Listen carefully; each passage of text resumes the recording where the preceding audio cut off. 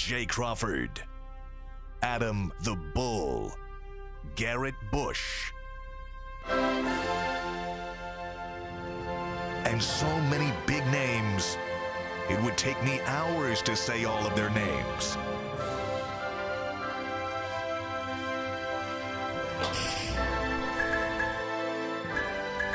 The ultimate Cleveland sports show. Booyah! Shoe flex. Yeah, Shoe flex. here it is. Hey, Let's see them. It's a cool gray type of day. Yeah, those are nice. By the way, you know Tyvis is the young guy in the group because, first of all, he comes in here before we're on the air, and he's like a newborn puppy, man. He's bouncing off the wall. He's got so much energy. Yeah. My body shuts down for an hour before I go on the air. Does it really? I'm here. I'm quiet. I'm not quiet. I'm never quiet. I'm calm for me. Yeah. My body goes this into is the calm before prep the storm. And so then my body's ready to fire out of the box. But he's just bouncing off the walls whenever he's here, man. See, you guys might not know. G. Bush is in a competition with Adam the Bull. You know, I'm fighting for my life on two fronts right here. I'm battling. Today's weigh-in Wednesday. Today's weigh-in Wednesday, and I'm battling an ex-NFL player for the title with these shoes. I don't understand. You see what I'm saying? What that has to do with anything. I told him starting in the fall. I said, you listen. He got the cool grades on today. Listen, I'm not trying. You can't. When the competition starts, don't you run them back. You mean it when it starts? It's been going. Actually, to be honest, I'm gonna tell America. This only started because on the first episode. My man pulls out a box of the Carmine 6, never touched the floor, and brought them out for the show. Seconds before the show started. Right, yeah. So as if to tell all of us, I'm here. That's right. What it was. Hey, listen, but he's got to wear. He's 5 days a week, though. In fairness. Listen. Even if I was here 5 days a week, boy, I wouldn't repeat shoes. Hey. When you see, listen, fall is coming. In the words of the great Jon Snow, winter is coming. Okay. Yeah, it's coming. You can't hide. We're going to be wearing boots then. I guess that's when the real shoe competition begins, winter. Yeah, fall, because I told you, everybody's shoe competition when you was in school starts in the fall. First day of school. First day of school, and that's the fall. I think there's also got to be some sort of handicap or because you made NFL money. Oh, here we go. I made that NFL money. You know what? That's not fair to him. Everybody got excuses, man. This is sad that you really gonna side with him. I'm side with him. He started it. All I got he's the one that brought. I was humble. Jay, all I got to do is compete. I know I ain't got a boat like yours, but if I pull up in a pontoon, you're like, G. Bush got a pontoon. You're in the game. You're in the game. You're in the game. They like, yo, brother. Hey, by the way, there's a etiquette to that. Don't be bringing no pontoon out here on the water. Jay, like, don't do that. No, I love pontoons. Okay. I love pontoons. I do. I wouldn't own one because they go too slow. Right. But dinghy? I love pontoons. Are like the ultimate party boat. Yeah, there he is. Flat. You gotta barbecue get one. Grill, keg if you want. Man, I'm gonna get one. I'm gonna have one. Christmas lights. We should go in. We should all put in on one then. That's the case. Do a live show. You know what? We should have an Ultimate Cleveland Sports Show boat. We should on a boat. All right, enough of the silliness. Jay Crawford, G. Bush, Tyvis Powell, Adam the Bull, and we're here for your Thursday Ultimate Cleveland Sports Show. And guys, Wednesday. The days when are I say all screwed Thursday, up. It's hump day. Days are all screwed up right now. Yeah, You're still in vacation break a little bit. I desperately need it to be Thursday already. I'm moving the week ahead. Thanks for the catch. All right, let's do hump day before we get to Thursday. Guys, let's talk about the time frame for the decision on Deshaun Powell. Everybody has a guess. We first heard July 11th was the day that the briefs had to be filed, which, of course, was a couple days ago. So everybody started thinking, okay, maybe a few days after that. Right. But a lot of people in the legal community know what that entails. They know how thorough a judge Sue Robinson was during her 25-year career as a district judge. She's going to take her time going over these briefs. So basically, the clock that's ticking now is, will it be before training camp? I think that's the next big deadline that everybody's looking for. Mike Florio has an educated guess.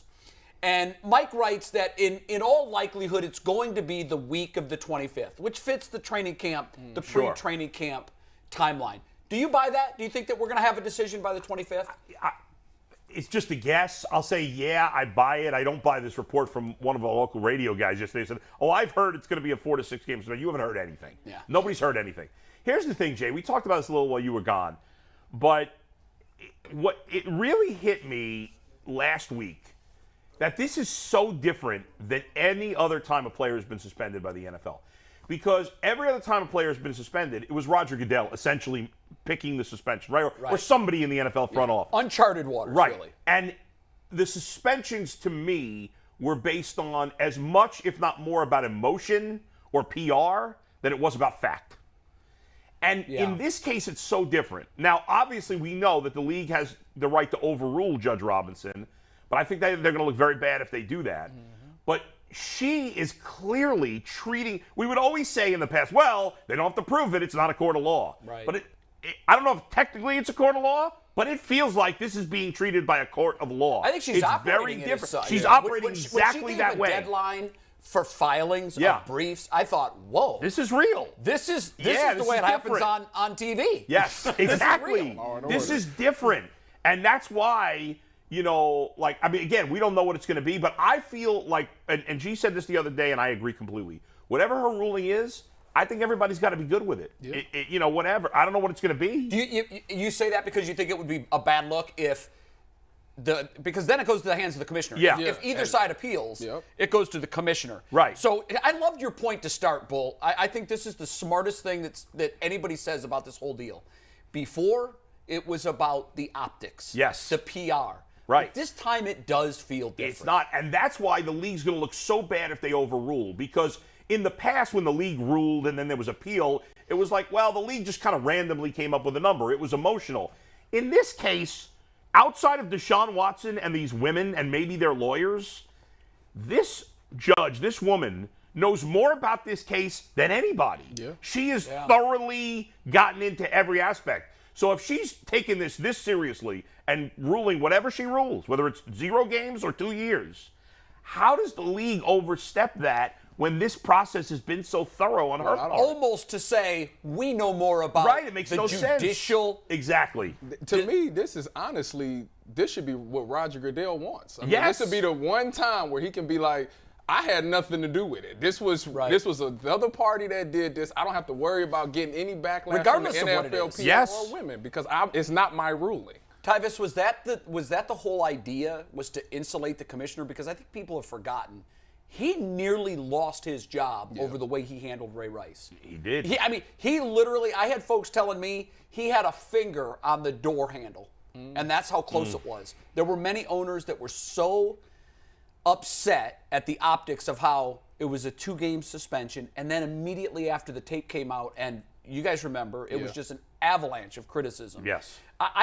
I believe that this whole song and dance between the union and the NFL to mutually agree upon a person that would be the league's disciplinary officer, I think it insulates him perfectly. Yeah. And Bull, to your point, all he has to do is throw his hands up after Sue issues her ruling and say, she's the judge, guys. We have to live with that decision. You really cannot argue that. I'll tell you what, man. I used to work in corporate America for 10 years, right? And upper to middle management. And when you have a lot of people reporting to you, the problem I hated about the job wasn't the paperwork. It was progressive discipline. When you have progressive discipline, you have to have a paper trail. You have to have connections. You got to have, there has to be a step process. And one of the things that used to always frustrate me and a lot of other team leaders was there was no outline procedure in terms of if that person does this, they automatically get fired. That person does this, they automatically get this. And the reason they didn't have that was because you can't take into context the circumstances that that person has. Everyone has unique circumstances. And I remember us as team leaders being frustrated because we would get heat like, hey, this person isn't coming to work. Why is your person coming to work? Have you talked to him? And we would say, hey, well, look, we want to write them up. And HR came to us and said, guys, let me explain this to you a little bit. We make you go through this process, and we make you come to us for advice, not because we don't think you could do your job or you can assess whether that person should have discipline or not. It's to save you.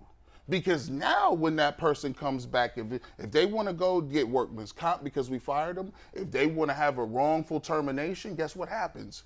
You can say, well, here's my paper trail, and I went and checked this with HR. HR suggested this, and now there's a process involved where it's not your neck on the line with he said, she said, and that's why the procedure counts. And that's kind of what we have in play here. The commissioner, there isn't a hard fact. And I think there are sentencing guidelines in real life. Yes. If you're convicted of manslaughter in the first degree or murder one, each state has sentencing guidelines.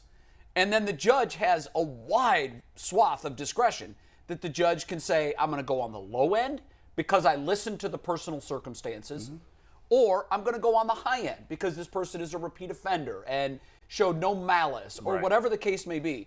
And I think Sue Robinson is the perfect person for this. And Bull, I hope you're right. I think the last thing this story needs is more oxygen. They need to put the lid on this, snuff it out, and move forward. And an appeal breathes more life into this story. And it extends to, we're at 16 months. It's crazy already. I think everybody is ready for finality, whatever that is. And I think barring anything over 8 games, I'm not sure the NFLPA is going to appeal. I'm not. Because here's the great thing about it. Yeah. We can get some guidelines. Because if she comes back and she writes an opinion piece and says, she most likely will write a decision. Right. Now you can take that to the rest of the Players Association, the owners, and everybody say, here's the deal. And by the way, we did not see her decision on the Robert Kraft on the Washington football team investigation. Which we should have. We should have. Yeah. And the NFLPA can say in the wings, we'll all get to see it if we appeal this thing. I think, again, I've been saying 8 all along, not because I know. I just feel like that's the number that both sides can live with. Doesn't that seem like the middle ground? Yes. It does.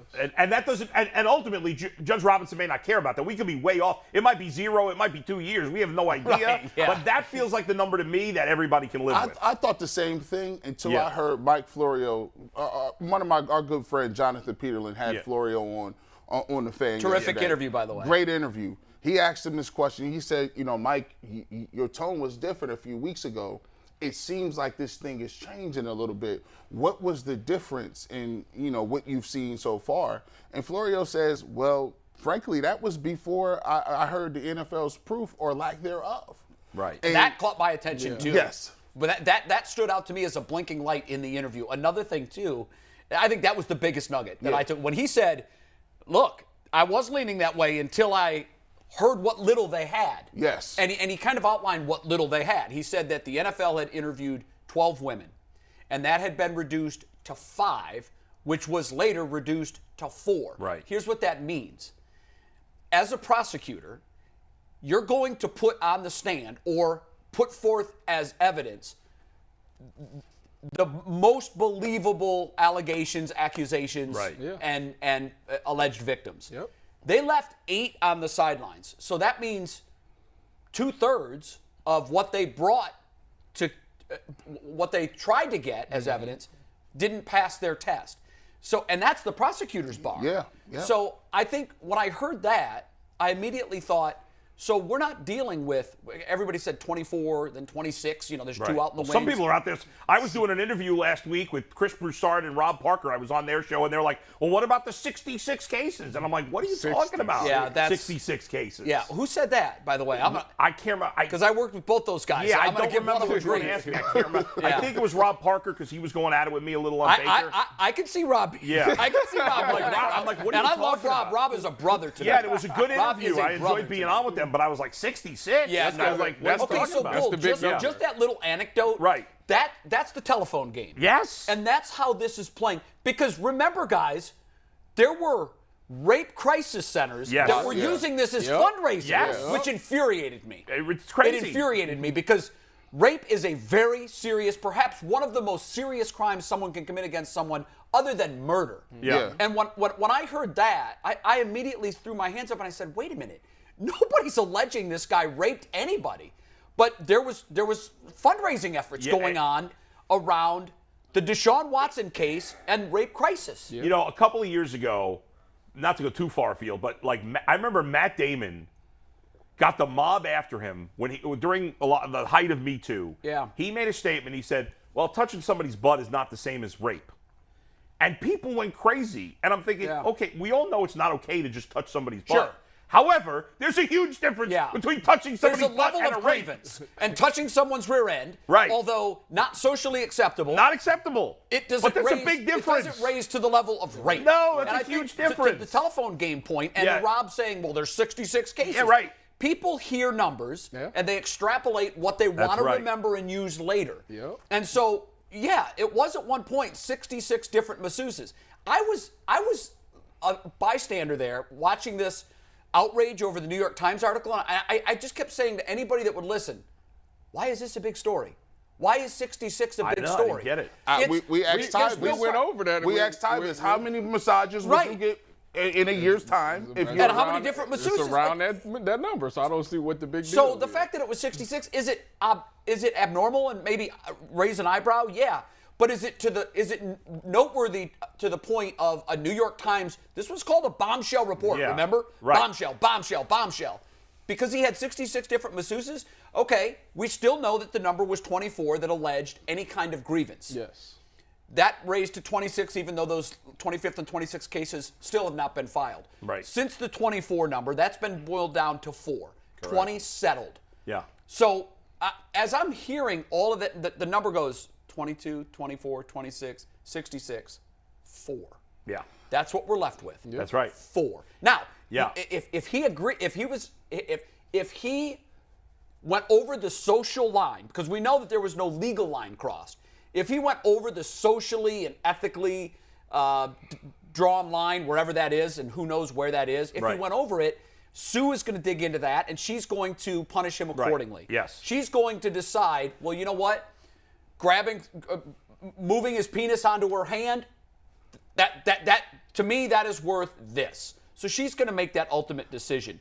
But this nonsense of 66 and all of that, I think we're down to 4. And when Florio said that in the interview yesterday, I immediately thought to myself, what happened to the other 8 that the NFL found credible enough originally to interview? Florio also said something it just blew my mind. He said, even Busby admits there was no force or any sort of violence or sexual coercion, violence with any of the people. There was 2 credible cases he felt where there was some physical touch where you could say, hey, that was kind of crossed the line. And he said, but those 2 people are part of the 20, and those are already settled.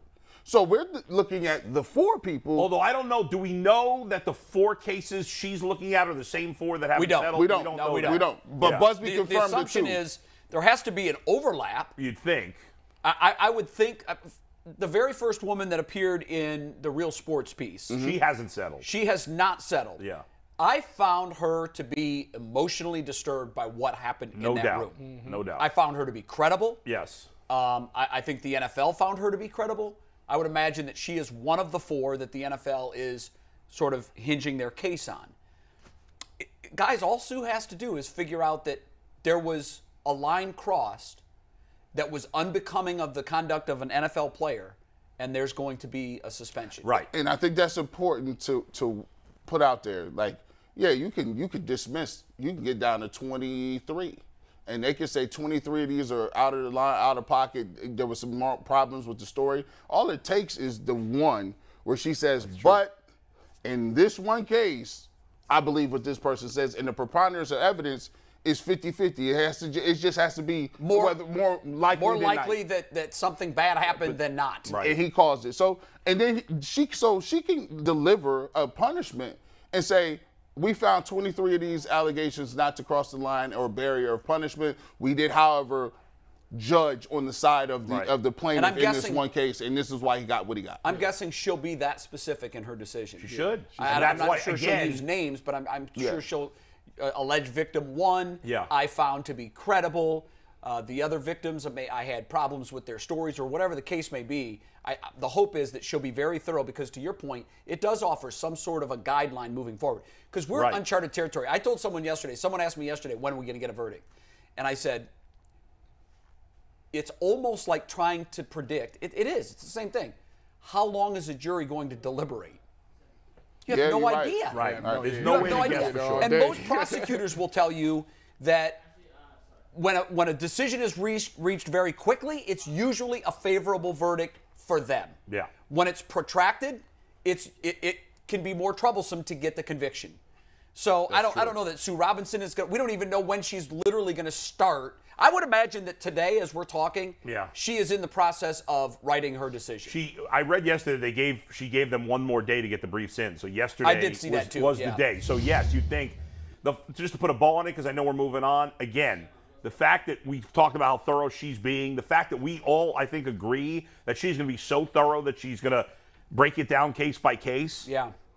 Tells you once again that it might take even longer than the start of training camp. Yeah. And that her decision should not be messed with. So we've ebbed and flowed through this whole thing. Let's put a bow on it this way. Yeah. How many games? When do we know? And by the way, this is strictly a guess. Nobody knows. August 6th, 6 games. I'm finally changing off the 8. Oh, wow, you're coming down. August 6th, 6 games. Tyvis? Yeah.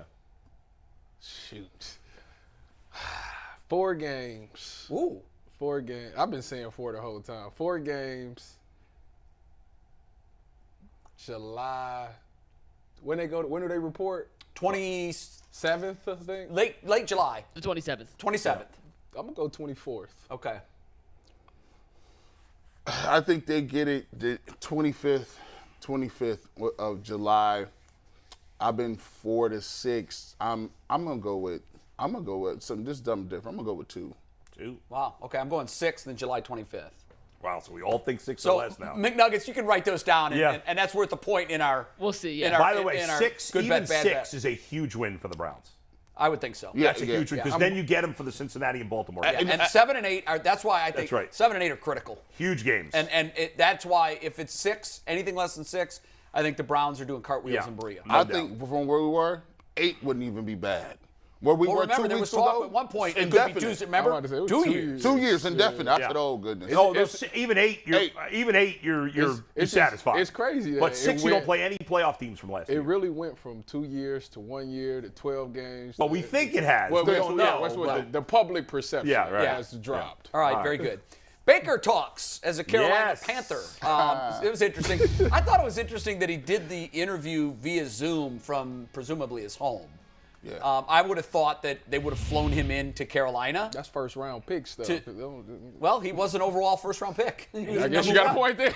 I was surprised. I just thought they would have made a bigger deal. In Carolina that already? was my question. Yeah, as soon as I saw that, I'm like, sense. wait a minute. Why would he he? is at his house? It's the offseason. Listen, here's He's why the quarterback, here's Tyvis. why they needed to have him. Yeah. Like Baker or not, and I'm not talking about just football. I mean the whole package, personality-wise or whatever. There is a level to Baker Mayfield of charisma. You would agree? I would agree. No one's ever going to say the guy is boring. No, certainly not. He is on a PR campaign to save his career. And if during the discussions the Panthers said reporters are dying, we're getting overwhelmed, and I heard from 2 reporters in Carolina that reached out to me and said, hey, can you give me Baker's number? I'd love to get an interview. I'm like, are you guys drunk? Are you clueless right now? That's not how this works. Let me get that number. Yeah, let me get Baker's. I had people ask me for Emily's number because they know I worked with Emily. Oh my. And I'm like, guys, go through the team. This is insane. Yeah. But literally, the one thing that I thought of was how they were going to roll out Baker Mayfield. This is their shiny new toy, guys. And what do you do with the shiny new toy? Your first-round draft pick? You fly in the next morning and he meets the media. By the way, he's in a campaign to save his career. Mm-hmm. I would have thought that Baker would have said, I'm not going to do it from my house. I want face-to-face interaction. I want to win these people over at jump. Yeah. And he did a Zoom call. Doesn't he also want to be in Carolina, start learning the playbook and doing all that stuff? He got it in the mail yesterday. Yeah, I'm about to say. Wouldn't you want to be around the coaches? Wouldn't you say, forget the offseason? I need to learn this team. Tyvis, what is during this dead period, what is it like at a team training facility? What is Berea like right now? I mean, you got people that's coming in and out.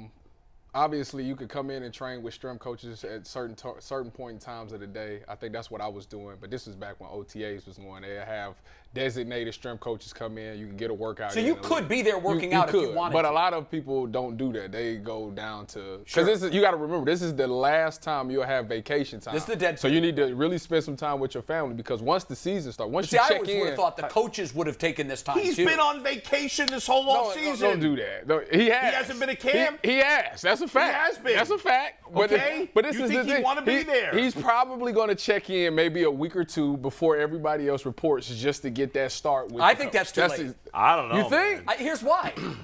Darnold's got a year head start on him. That's true. He knows the offense.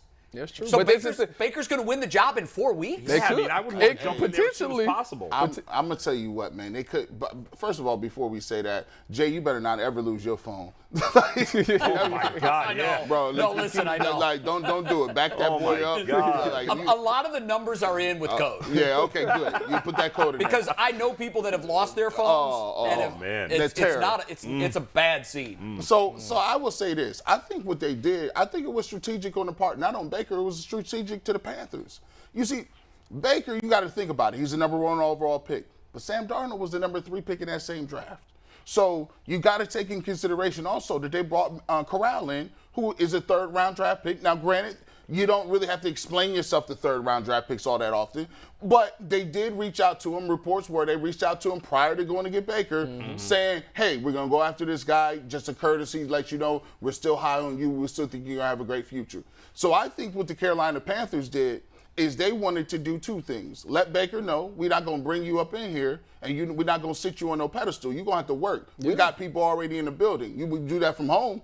And when you come here, be ready to go because you're going to have to win that spot. I think that was the way they was presenting it in terms of we don't want the pomp and circumstance. We need possible. We need to focus Baker. Interesting point. That's possible. That's the best way to do it. You want to make it an open competition. The best way Baker has succeeded in his career is when he's going through competition and he's got that chip on his shoulder. You need to make sure that you can get that version of him. You don't want to spoon feed him the job. Yeah, he's going to be handed nothing for sure. And we're gonna talk about some clips. Mike, let's bring in McNuggets. There were 5 things that jumped out to you as you were watching yesterday. I want you to, as our leader, I want you to tell us about the things that jumped out to you and have us respond to them. Do you want me to read the quotes or just want to talk about it? You can paraphrase them, you can read them, whatever you want to do. All right, well, let's start with this one because you guys already touched on one of them real quick. Baker played hurt last year. We all know that. Yeah. And he was asked about it. And, Steve, let's take 18 real quick. Let's punch it up. I'll read you the exact quote, but he was asked about playing with the shoulder injury. Baker said, quote, when it comes to the shoulder, I'm not one for excuses because I was too stubborn to come out anyway. Yeah. In your guys' mind, does that negate any of the criticism against Baker for people saying he should have just sat out and not hurt the team? It seems like this was Baker's choice as much as anyone else to actually go back in and keep playing. No, I think it was Baker's choice. I'm about to say he 100% said it was his choice. As critical as I've been on Baker, I was not critical. I didn't blame him for wanting to play. Guys want to play. I don't know. Absolutely. That. Yeah. That was honorable. My only concern or issue with it is that you knew you wanted to play because you do want to go out there and be with your guys. You feel like I'm the best option at the quarterback and we have a better chance of winning if I'm out there. But if you can't produce the way that you were producing and you're hurting the team, as a man, you have to look at your teammates and say, I'm doing y'all a disservice. I love y'all enough to know that I can't help y'all right now, so I'm going to put somebody else in. But like I say, everybody says that it's maturity things and stuff like that, and that's obviously what the problem is. I look at it, we've all had, in college, you've had group projects, right? Mm-hmm. You put you in a group project and you with 4 other people, right? If you have surgery or get sick or in the hospital and you miss a week of school, the professor says, hey, if you're prepared, you can do your part of the presentation with your group, or we can have you do something else where you present on your own, right? You got an opportunity to say yay or nay. Now, if you're a smart person, you would say, their grade depends on my grade, right? My part is going to be part of the final grade. So if I'm not prepared and I know I haven't been here for a week, I shouldn't just suck it up and go out there and just say, you know what, let me go ahead and do my part, and it's terrible, it's trash, and everybody else suffers from it. I'll just take the responsibility and say, all right, well, that's on me. I'll present on my own. I'll get an extra week. Does it suck having to present on your own? Sure, because you're by yourself. But at the end of the day, you don't want your health or your lack of preparation to rub off on the rest of your people. Right. I agree with that. Here's what I wanted him to say about the injury. I don't want to talk about the injury. I was on the field.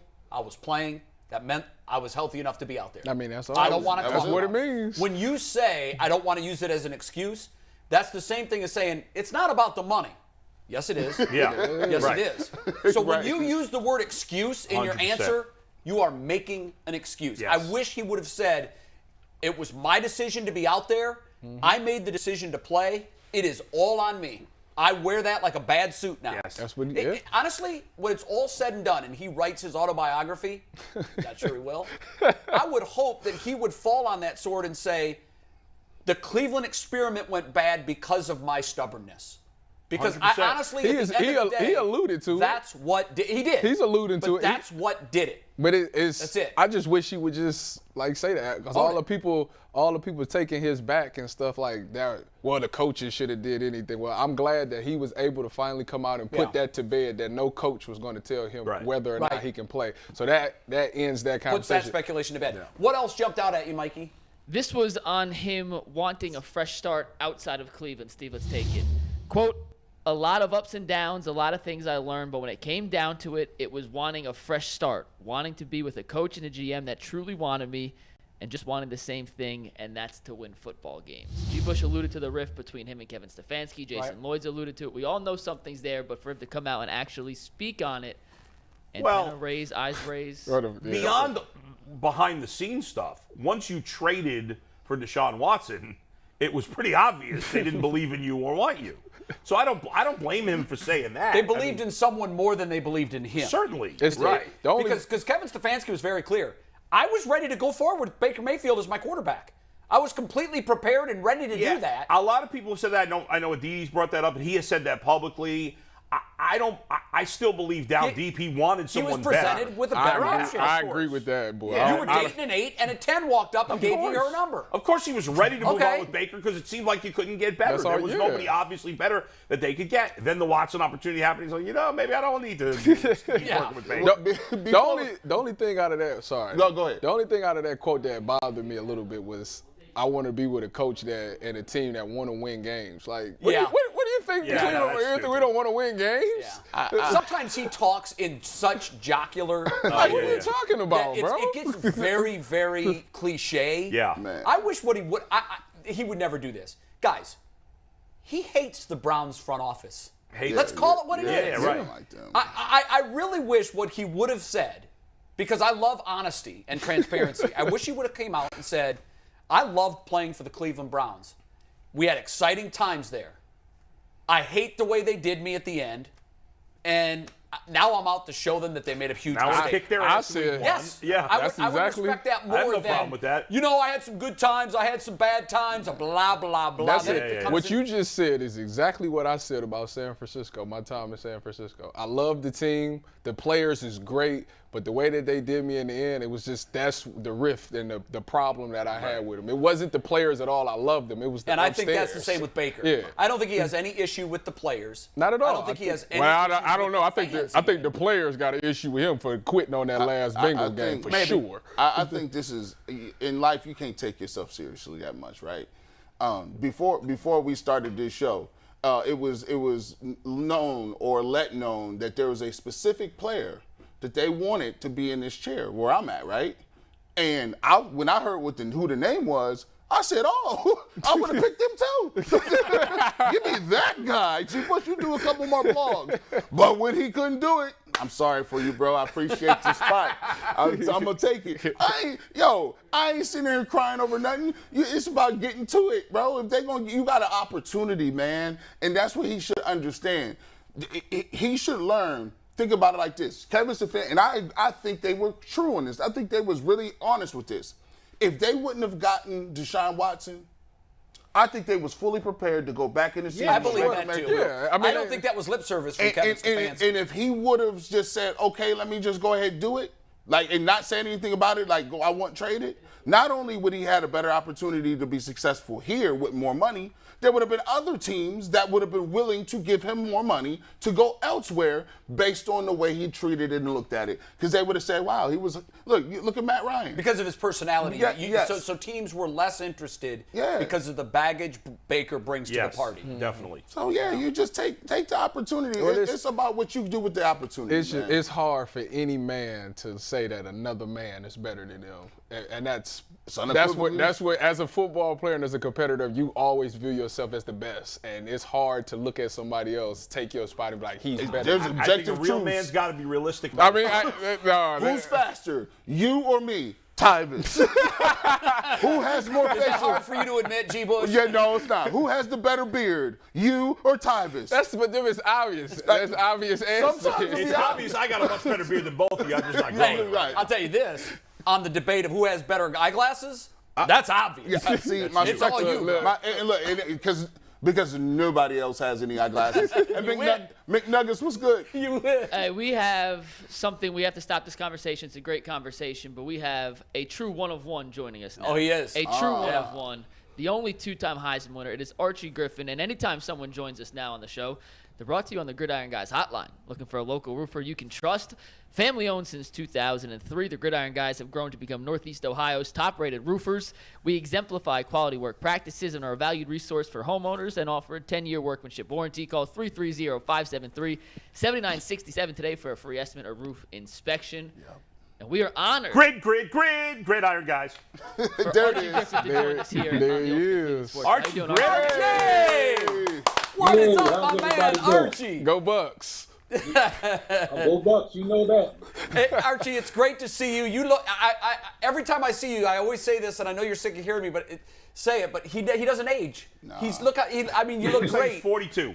He looks absolutely great. Well, thank you, but I really wish that was the case. I tell you what, I may not look aged, but I feel aged. Arch, we've been talking about obviously the Cleveland Browns situation with Deshaun Watson, and I'm not going to bring you into that whole mess. But what I'm curious to hear you say and talk about is the difference for players today, college and pro, compared to when you played, with all the social media now and all of the instant connection with the fans and all of the instant feedback, good or bad. What do you make of the different eras from when you played in the 70s, when you heard only stuff on the radio and the newspaper and the TV, compared to now where everybody is an expert with a Twitter or an Instagram, and it makes it a lot more difficult for these guys to sort of insulate themselves from the outside noise, don't you think?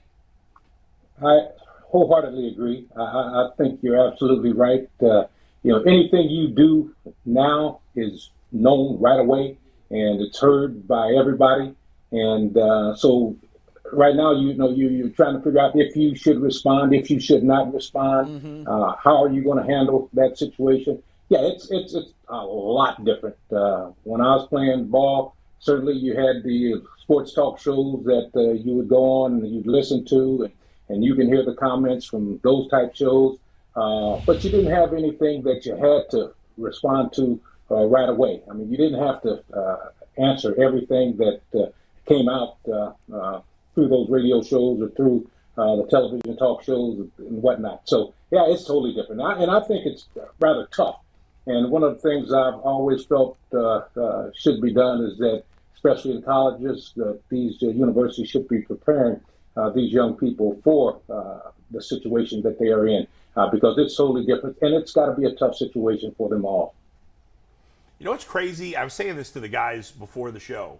Archie, I grew up in New York City, and in the I was born in '71, and as a kid in the late 71, that was right before I went to Ohio State. Exactly. Here's the funny thing, because even though I was a kid in New York City, I grew up a Bengals fan because my dad was a Bengals fan, right? And I work in Cleveland. Oh, but my dad was a Browns fan, and then when Paul Brown got kicked out, which was ridiculous, he starts the Bengals, of course, as you know, and he became a Bengals fan. So I grew up a Bengals fan. In New York City in the 70s and 80s, nobody paid attention to college football. We watched college basketball and then baseball and football. College football was off the radar for a kid in New York City. So I knew you as a running back on the Bengals, even more than Ohio State, which is insane. As a young kid, is that right? And you, of course, well, run. I'll tell you what. And you, of course, New run York that City, foot. Sorry, Archie. Go ahead. Well, New York City, you're right. I mean, it is a pro football town, no question about it. I mean, you got certainly the Jets, the Giants, and I mean, the pro teams that are there. But you don't hear a lot about college football in New York, other than when it comes Heisman time, because the Heisman is based right there in New York City. Yeah. That's when you hear about a lot of college teams and things that are going on players. But yeah, I mean, I can understand that. I certainly can understand that. But you said that your parents were a Browns fan, or Bengals fan. They were Bengals fans and Browns fans when Paul Brown moved to Cincinnati. Yeah. Right. Well, I was also a Browns fan when I grew up, and when I got drafted by the Bengals, it certainly had to change. But I'm the kind of guy that roots for all of Ohio for right now. I mean, I want the Ohio teams to do extremely well. Very well. Archie, this is perfect timing for you to come on. Some of the big news out there is, the Big Ten goes out, gets USC, gets UCLA. They're able to get into that market, able to get into the California market.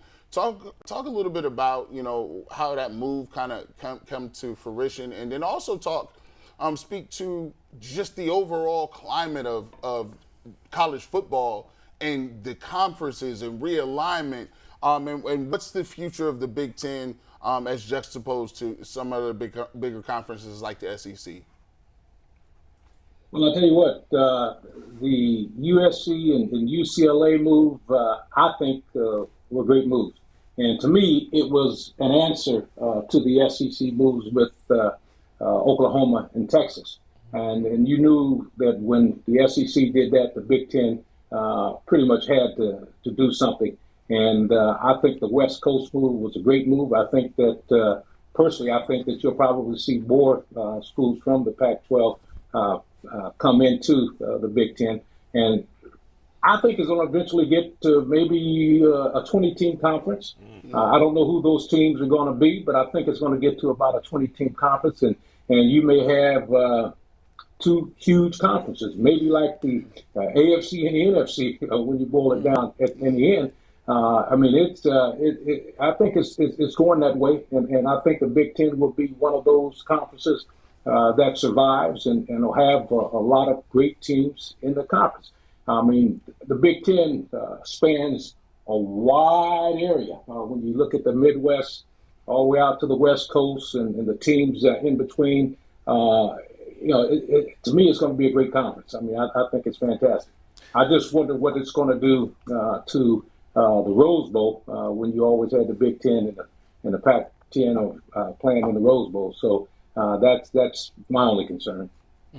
Archie, first of all, I want to say thank you for giving a great commencement speech at the 2015 graduation. Nice. You talked about overcoming adversity and how you fumbled the ball and you kept going and you ended up having a great career. And it was a beautiful speech. I'll salute you for it. But my question for you is, so back when I was at OSU, okay, and we lost to Michigan State in 2015, and Connor Cook goes on and they win the Big Ten championship. It was a lot of wrath about how he took the trophy away from. I need to know how you felt, because I was ready to fight for you. I was ready to go to Indianapolis and fight this man for you for disrespecting you. How did you feel about that? Well, Tyvis, in all honesty, I didn't know that he had acted that way until I saw it on videotape. I had no idea that was the way that it looked. But in full disclosure, I got a call from him and an apology. He told me that that wasn't the way that he meant that at all, and also got a call from the head coach to tell me that as well. So evidently, it came over TV worse than it really was, because again, I didn't even know at the time that that was the way that it came across. And I kept getting calls about it. I didn't know what people were talking about until I saw it on the tape. It came across on TV. That's a great question. It was bad. I forgot about that. Yeah, it was bad. No, I agree. It did. It did. But he called me and he apologized, and the coach called me, the whole works, and so no big deal. No big deal. Okay. They won that championship, and I just wanted to congratulate them for it. Archie is one of the classiest guys that you'll ever find, and he's the all-time leading rusher at Ohio State. You think about all the great running backs that Ohio State has had, and Archie Griffin to this day, all these years later, is still the all-time leading rusher with almost 5,600 yards. That is a lot of running. Archie, what does it mean to you to still, after all these years, with all the great backs that have come through Ohio State, to still be number one on that list? Well, I am certainly honored, no question. When you have the rushing record for Ohio State, you got to be very, very proud of that. But, when I think about that, I've got to think about the teams that I played on. I've always said that I was a very fortunate person.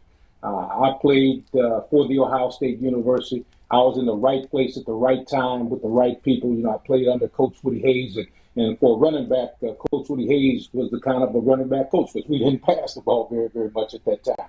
When you pass the ball, Woody Hayes said 3 things can happen, and 2 of them were bad. So we didn't throw the ball very much at Ohio State. So the running backs were going to carry the rock.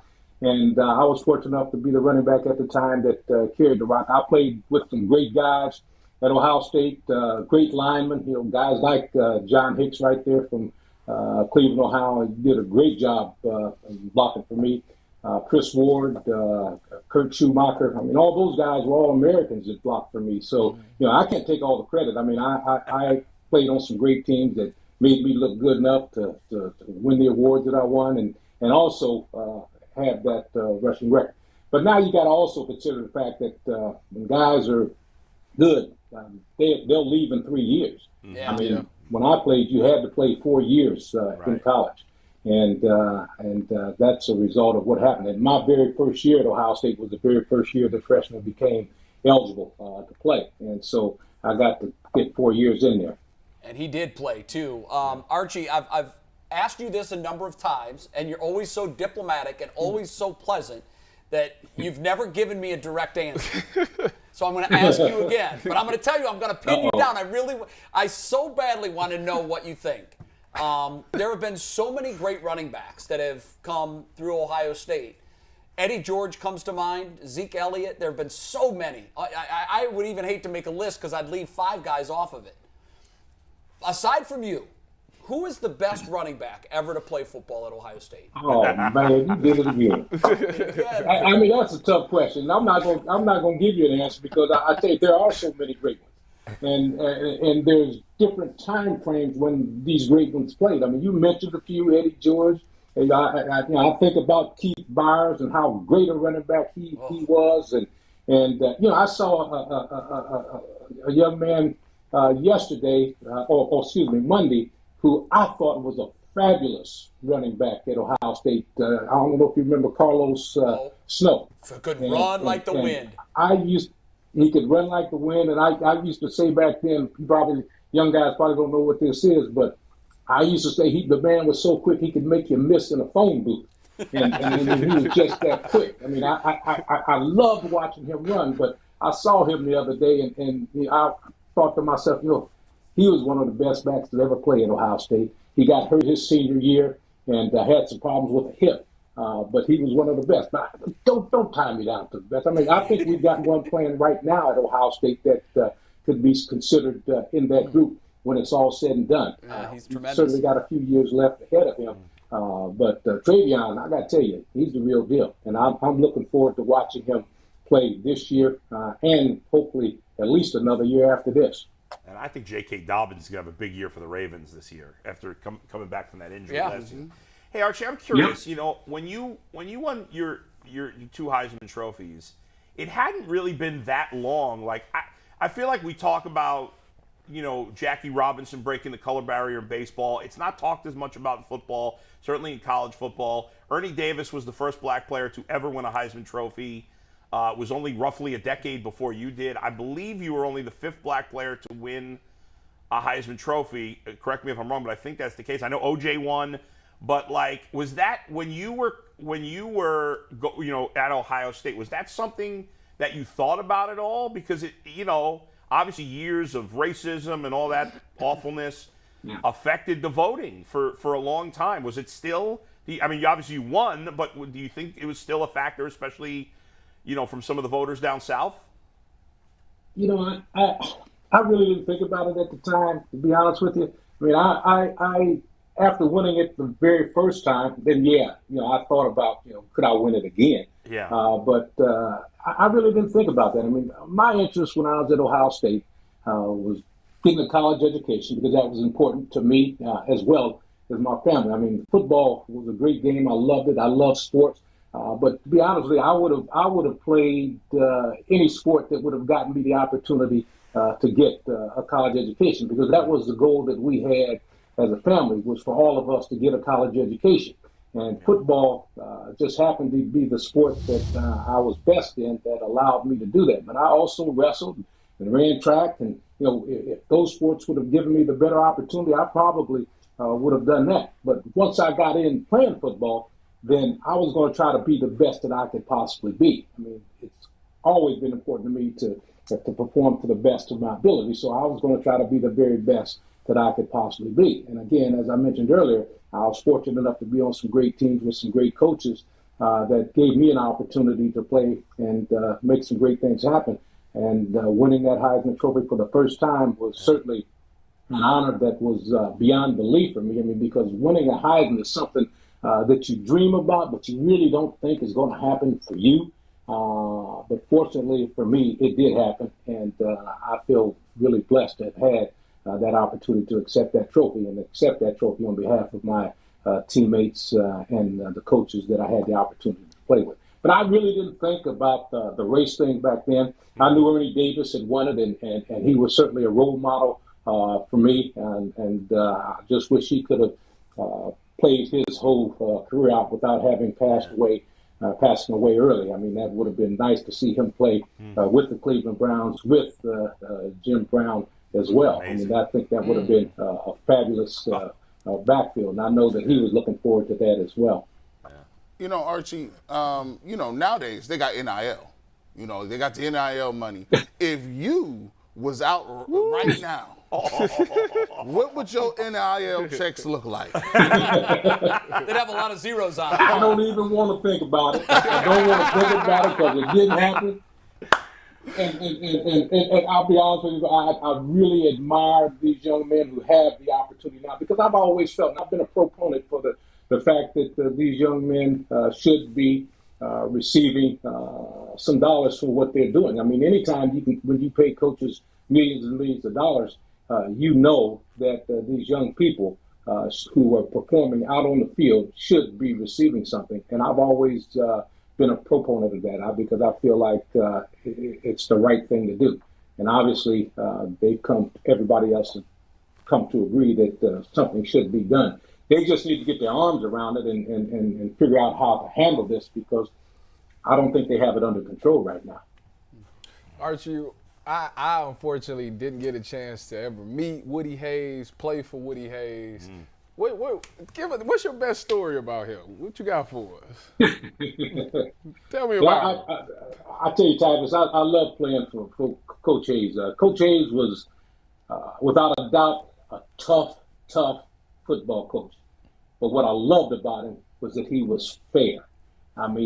This was a man who, when you're in practice, he's going to be tough on you. He's going to tell you when you've done wrong, and he's going to get on your case. But when you're out of practice, he's going to be right there for you, willing to help you in anything that you want to do. And I always loved that about him. I can remember situations where on the field, he would cuss a guy out and really rip him a new tailbone. But all of a sudden, after the practice is over, the guy's walking down the hallway, out the facility, Now, we didn't have facilities like you guys had over there, Titus. Well, we got it because of y'all. Yeah, that's right. It's because of y'all. but when you walk past his little office that he had, he would come out that office and he would grab you, bring you in that little bitty office he had, and he would tell you why he did what he did. And then the next day you go out on the practice field and you do something that was halfway decent, he'd stop practice and tell the rest of the team how great you just did this drill. Wow. I mean, he was just that type of person. I mean, he could bring you down, but he also knew how to bring you back up. And I always respected that about Coach Hayes. He was a man who cared a great deal about people. You know, you hear people talking about pay forward all the time now. Well, they got that from Woody.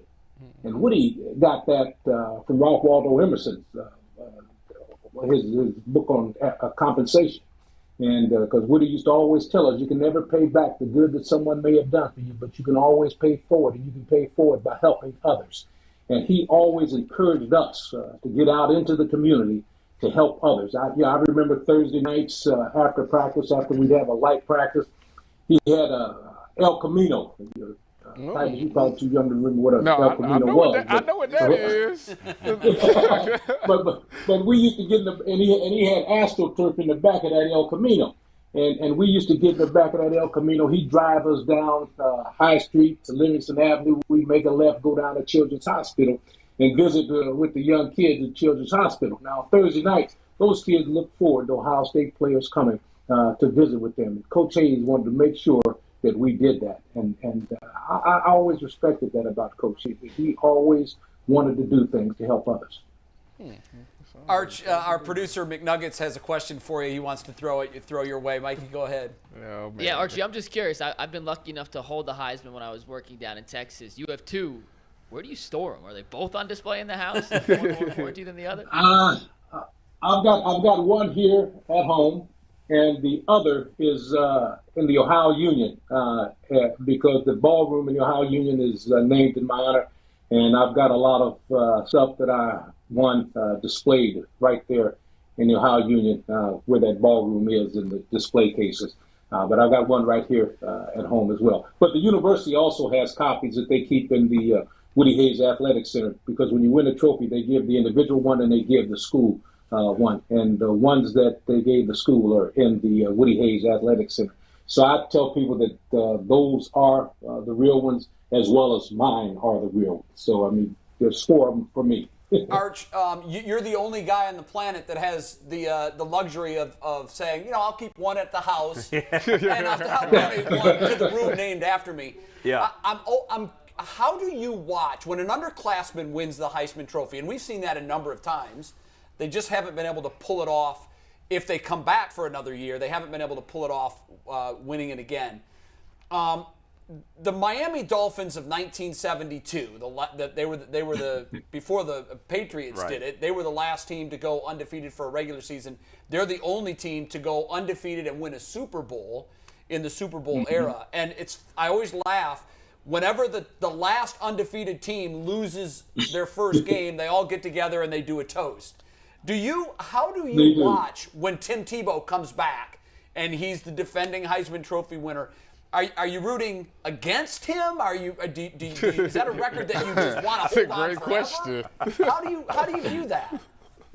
No, I really don't. I root against those guys who won it as an underclassman and come back. I really don't. Matter of fact, I'm hoping that they have a great season, and I wish the best for them.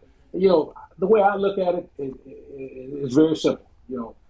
Whoever wins it a second time, like I did, I'll always be the first. So I don't have a problem with somebody winning twice. Matter of fact, I really believe somebody out there is going to do it and probably do it pretty soon because it's almost been 50 years, and that's a long time.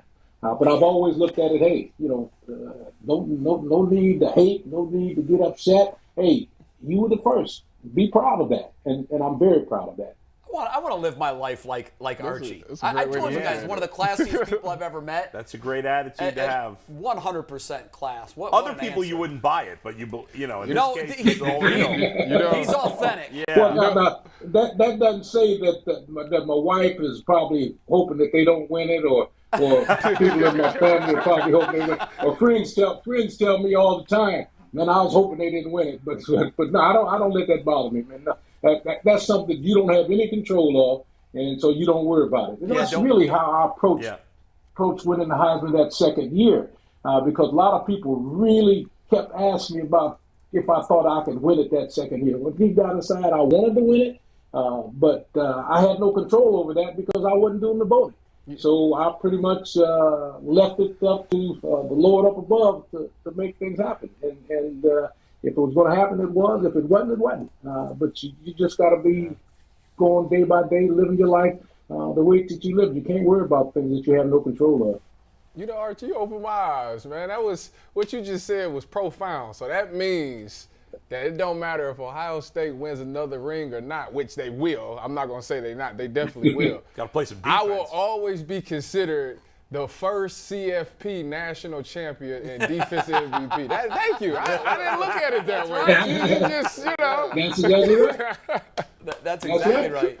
Hey, by the way, Archie, we've shown a number of pictures of you here from your playing. Can we bring up one of those pictures again, guys, of Archie in his playing days at Ohio State? Give us 1 sec. Yep. Yeah, once you have it, because every time we talk to a player who played a long time ago, it always refreshes my memory of like the pads. I mean, look at those shoulder pads. They look like they weigh 40 pounds. Nowadays you can't, like, you barely see the guy's shoulder pads. But when you played, man, I mean, that had to add what? Like, it seems like 40 pounds. Obviously, it wasn't that much, but would you have liked to play with the shoulder pads they have now, or did you appreciate having all that extra protection? I would like to have played with the shoulder pads they have now if they gave me the protection of the pads that I wore. Because when you play that running back position, especially in Ohio State, you take a lot of hits. Yeah. And they protected me pretty well. We had an equipment manager. He's legendary. He is legendary. And Titus, you may have heard his name around the locker room sometime by some of the older guys. A guy by the name of John Bozick. And John Bozick always tried to find stuff that would help me, because he would fix my thigh pads. He would make big thigh pads for me that would wrap around my thighs, the whole works. And I always appreciated that, because I felt, hey, they're looking after me, because they saw that I was taking a lot of hits on the thigh, getting a lot of thigh bruises and missing some practices because of those thigh bruises that I was getting at times. And he would make extra big thigh pads that I put in there. People would think my legs were huge, but they really weren't. John Bozick really put those thigh pads in there and made it look that way. But those thigh pads really protected me. I'll never forget that, and I always remember that about John Bozick, God rest his soul. Nice. John was a legendary, bigger-than-life movie character. After the first time I met him, I thought the guy was putting it on. But that every time I would talk to him, that's how he was. Bigger-than-life character, one of the most fun people you'll ever know. McNuggets has a question for you? No, I got a little bit of a surprise. We're talking about big shoulder pads, and we don't have just one person on the call now who wore big shoulder pads. We got two. Steve, punch him up. Oh, my God. Look who's waiting in the room. Hey, man, I tell you what. If I had to hang out with an Ohio State guy, and y'all know Robert Smith is my boy, it's got to be Archie. I feel some every type of conversation I've had, I've enjoyed. Every minute that I've spent over in Sarasota has been a joy. And I always tell Archie, you are the nicest two-time Heisman Trophy winner I have ever met.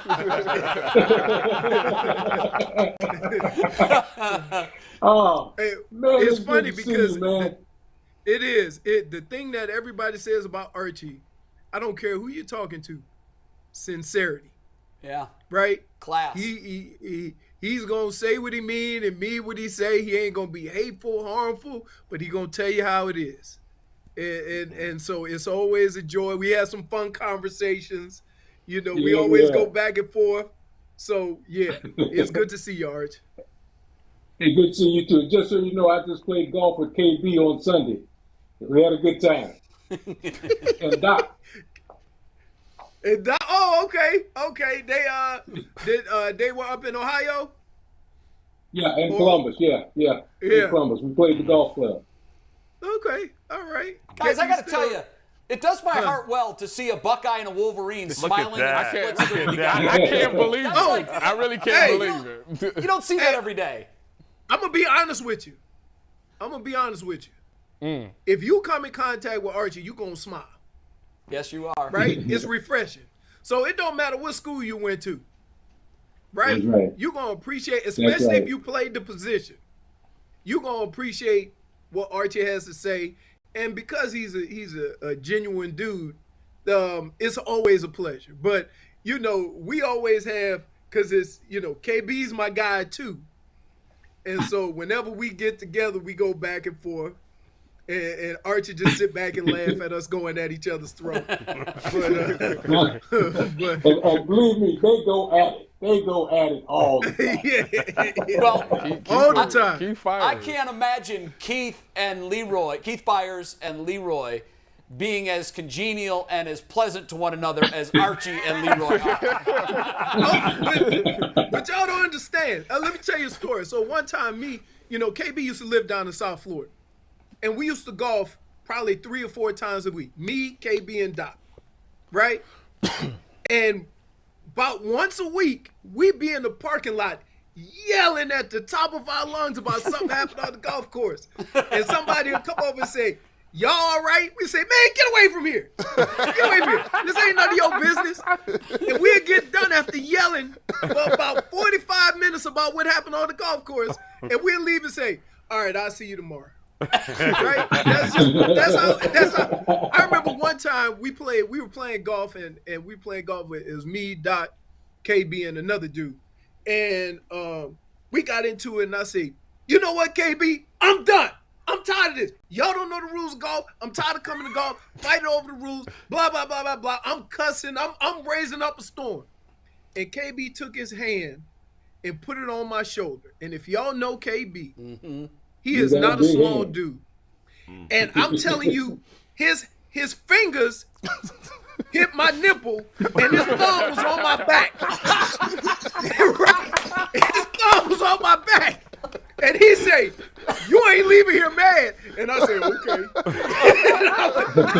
I got my car and I went home because I was like, wow. Massive. Meat hooks. Meat hook. And look, he's the only guy I know. We played at concession one time. And he swung a driver, and it slipped out of his hand, and he threw it up in the tree. Oh, yes. Yes, I ain't the only one. Thank you, Keith, you man.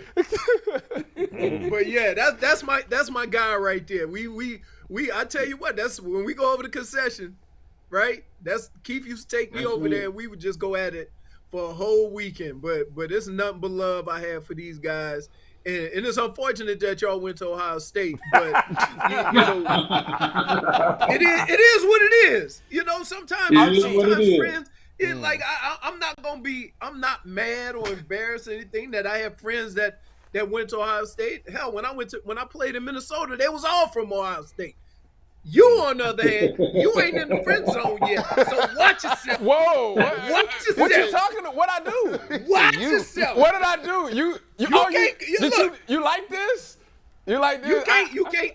Hey, too I'm soon. just saying. Too soon. 4-0. That's all I'm gonna say. Okay. You know what? It was something I didn't even see what I grabbed. I just grabbed the shirt and I just put it on. This whole thing? Yeah, this thing here. It just happened to be fitting that you're on today. Archie, I want to get your reaction to something. Leroy's telling all these stories. First of all, he's hanging out with a bunch of Buckeyes right now. He's telling all these golf stories about playing golf with all these Buckeyes. It seems like he is a pretty good judge of character after all. That's what I would say. I would say the exact same thing. But Leroy knows who he needs to hang with to have a great time. Yeah. And there's no question. There's no question that we have a great time. Yeah, I'm never gonna turn away on a great time. We do have a great time. I mean, it has never we go to eat dinner, right? And I have never seen a human being eat from the second we sit down to the second we get up and leave, and then take something to go like KB. I once, here, this is the honest truth. Me and KB went to the restaurant to eat one time, and he stopped and got a little cheeseburger on the way. A little appetizer. Hey, boy, I gotta respect that. Y'all go chill, low key, man. Hey, y'all better get KB on. I'm telling you, he's on Friday. He's on Friday. Oh, hey, I tell you what, you ask him about it, he go, come on, man. We will ask him about that, definitely. We'll play the clip here. We'll play this exact clip for him. Yep. You got a cheeseburger. Arch, listen. Before we let Archie go, I got to ask him one last thing. Archie, obviously Michigan beat Ohio State for the first time in a long time this past year. What do you expect to happen this season? What do I expect to happen this season? Yeah. I think Harbaugh made some comments that I think is going to have a huge impact on the Buckeyes when they come to Columbus this season. I really do. I think Jim should have watched his words, because he certainly gave a lot of food so these guys could get fired up to play this year. You never know what's going to happen on the field when that game is played, but I can tell you, I know that both teams are going to be ready to play, and from our standpoint, it's a great thing that we got them in Columbus this year. Yeah, here. Thanks, Archie. The great Archie Griffin, the only two-time Heisman Trophy winner. It's a one-man club. He said he wouldn't mind having another member of the club, but his family likes it. It's a one-man club. Archie, great to see you. Come back and see us again during football season. And take care of yourself, my friend. Thanks for having me, guys. Appreciate it. Leroy, great to see you, man. I'll see you when I get back to Florida. All right. Take care. God bless you. All righty. The great Archie Griffin. And I got to tell you, it really was. I joked, but it was fun to see a Buckeye great and a Wolverine great sit there on our show with all smiles, telling stories. Because at the end of the day, we're all part of the same race. The thing about them, Jay, is what I learned from going to the NFL is y'all actually not bad people. Like, y'all cool. Like, y'all really like some of the coolest people on earth. Hey, hold on. The one thing y'all fail to realize is I played football in Cleveland. Yeah. That changes a lot of that. Yeah. Right? Yeah. That changes a lot of that. I remember Braylon Edwards said they don't like me because I went to Michigan. And I said, they don't like you because you keep dropping the damn football. right? I said, I had a great time in Ohio, and I loved every second of it. You know? Yeah. So, but it also helped that we was beating the hell out of Ohio State at the time. So, you know, things change. Hey, Leroy, you know, when we first brought Archie on, he talked about, like, when he was coming up, kind of, you know, Ernie Davis. He admired Ernie Davis. He followed his game. When you were coming up, obviously, your generation or so later, was he a guy you idolized? Was Archie a guy even though he went to Ohio State, was he a guy like, wow, 2 Heisman? That as a kid, that had to blow you away. He was even a little bit young. What was the 2 years he won? 74 and 75. Right. Yeah, 74 and 75. 2 generations. I was like 5 or 6 years old. Yeah. So, but when it got to, you know, where I started really getting interested in football, you talking about Earl Campbell, and guys like that. I really, you know, just the way they played, the way, you know, he played, and I was more into, remember Dalton Hilliard and Gary James, right? Those two at LSU at the time, and when I took my recruit trip there.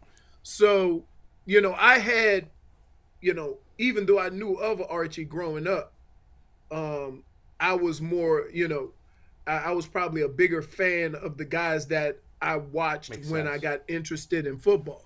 And that's kind of like that for everybody. You usually, you know, become fans of a sport or a player when you get to watch them play.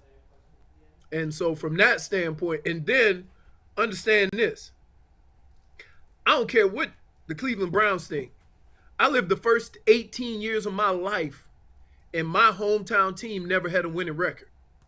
Yeah, the Aints. So just imagine that. Like, we celebrated an 8-8 season. Yeah. Right? Hey, we had a parade at 0-16. And the second I went to college, they started the season 10-0. I was like, wow. They done came up. Well, you had to be. They done came up. Well, I mean, when you were coming up, so- Walter Payton was in his prime when you were. Walter Payton. Yeah. I remember watching OJ get 2,000. Yeah, OJ was a star. I remember, who was played for USC. Marcus Allen. Marcus Allen, Billy Sims, Yep. George Rogers. Yeah. Those were all the guys. And if you notice, White. it was a style of running that most of those guys had, big bruisers. Sure. Because that's what running back was. Marcus Allen and OJ were kind of my favorite player of all time. There's only one time in my life I've been speechless. Right?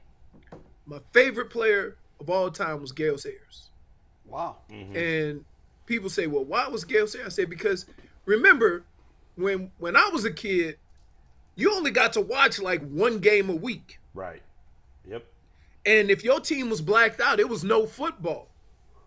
And then on Monday Night Football, Howard Cosell would do the fastest 2 minutes in sports. Oh, it was awesome. And that's when you got your highlights. That was it. Yep.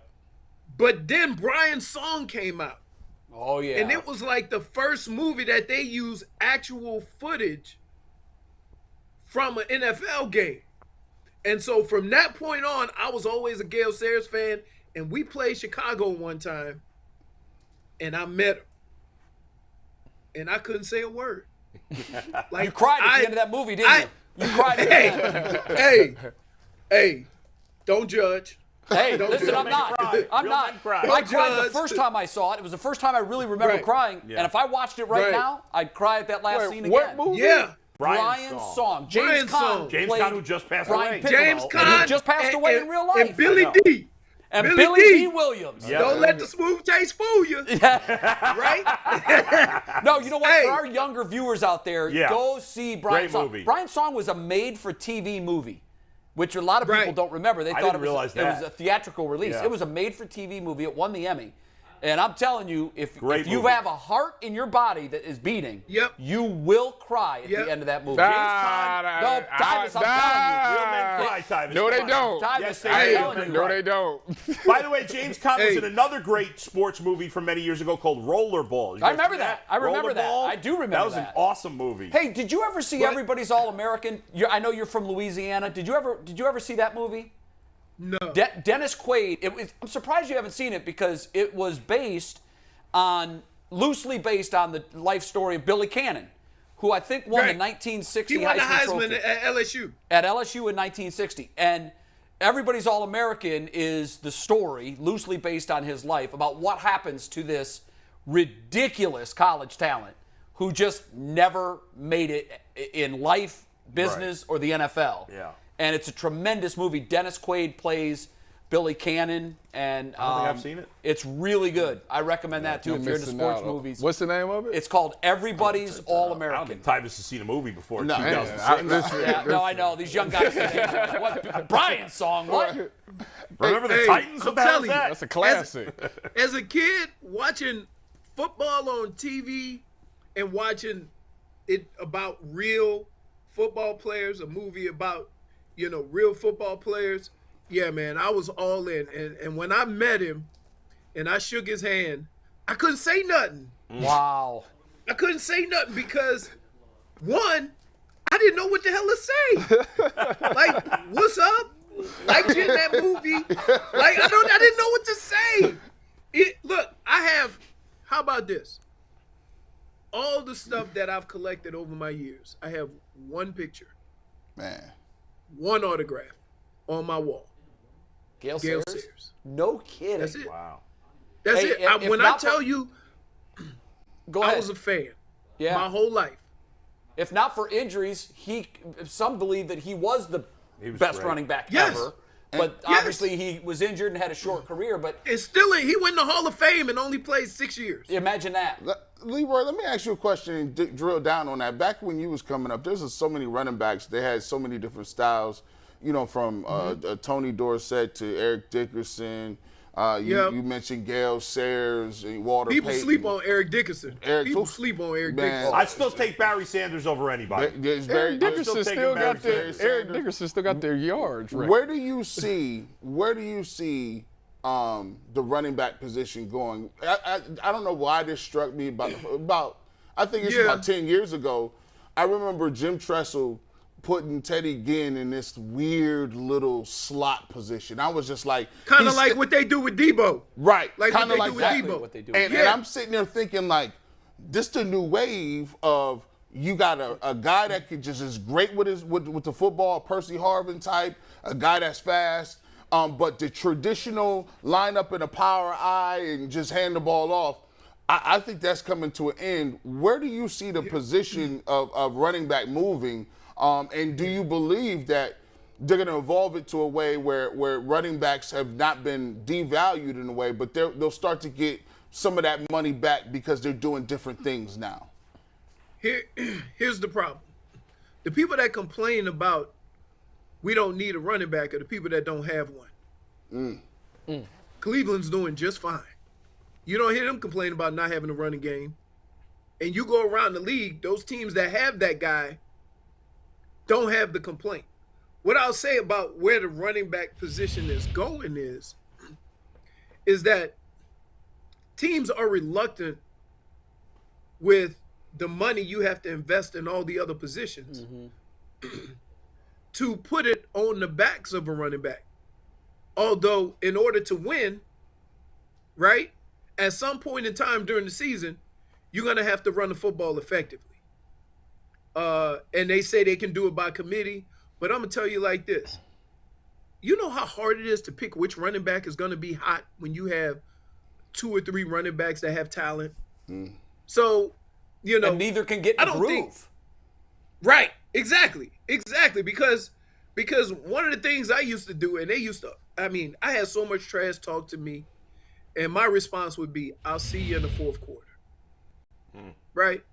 I said, because you can keep hitting me. I'm going to keep getting up.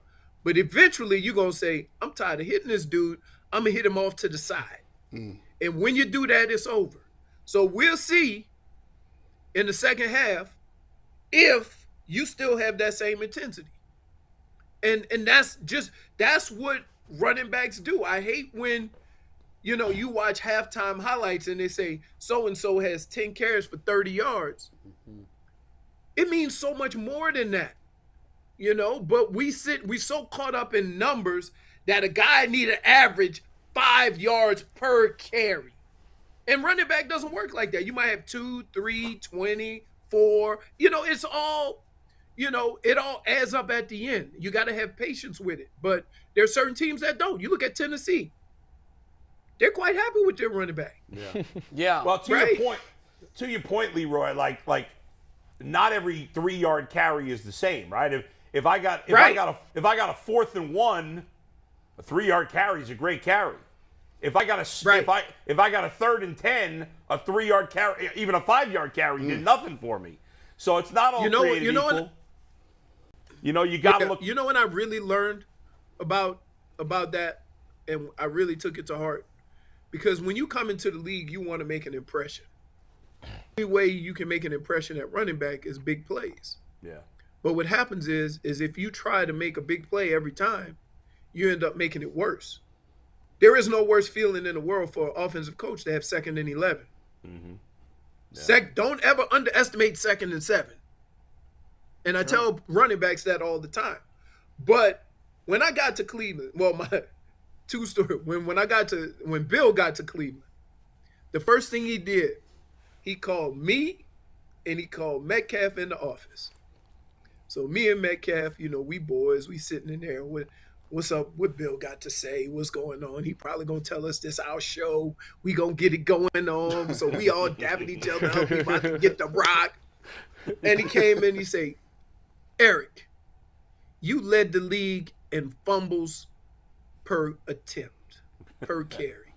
And so I looked at him and laughed. He said, shut up, Hoard. You were second. So,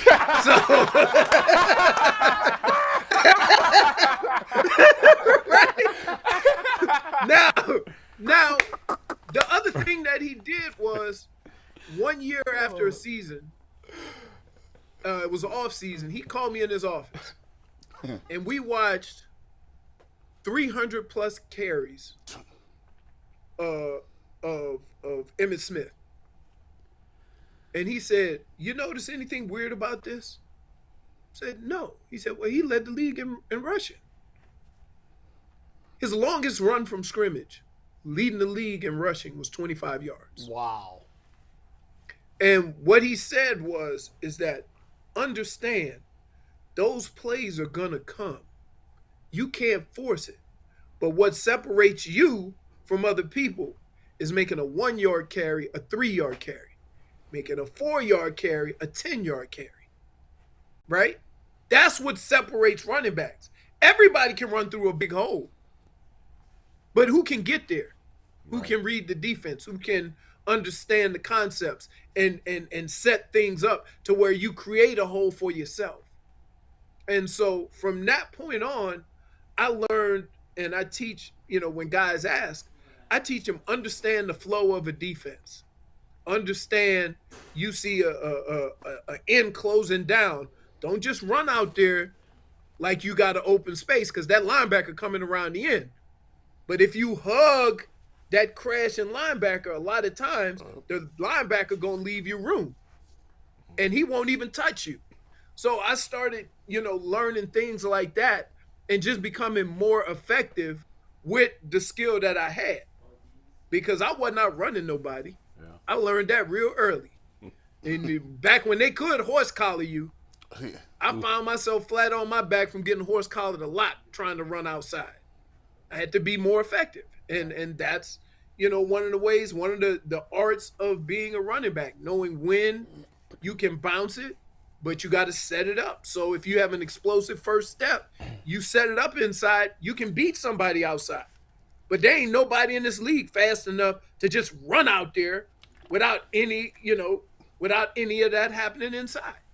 And that's why, to me, even though Derrick Henry and now Jonathan Taylor get more hype, and even McCaffrey when he's healthy, why I will take Nick Chubb running the ball over any back.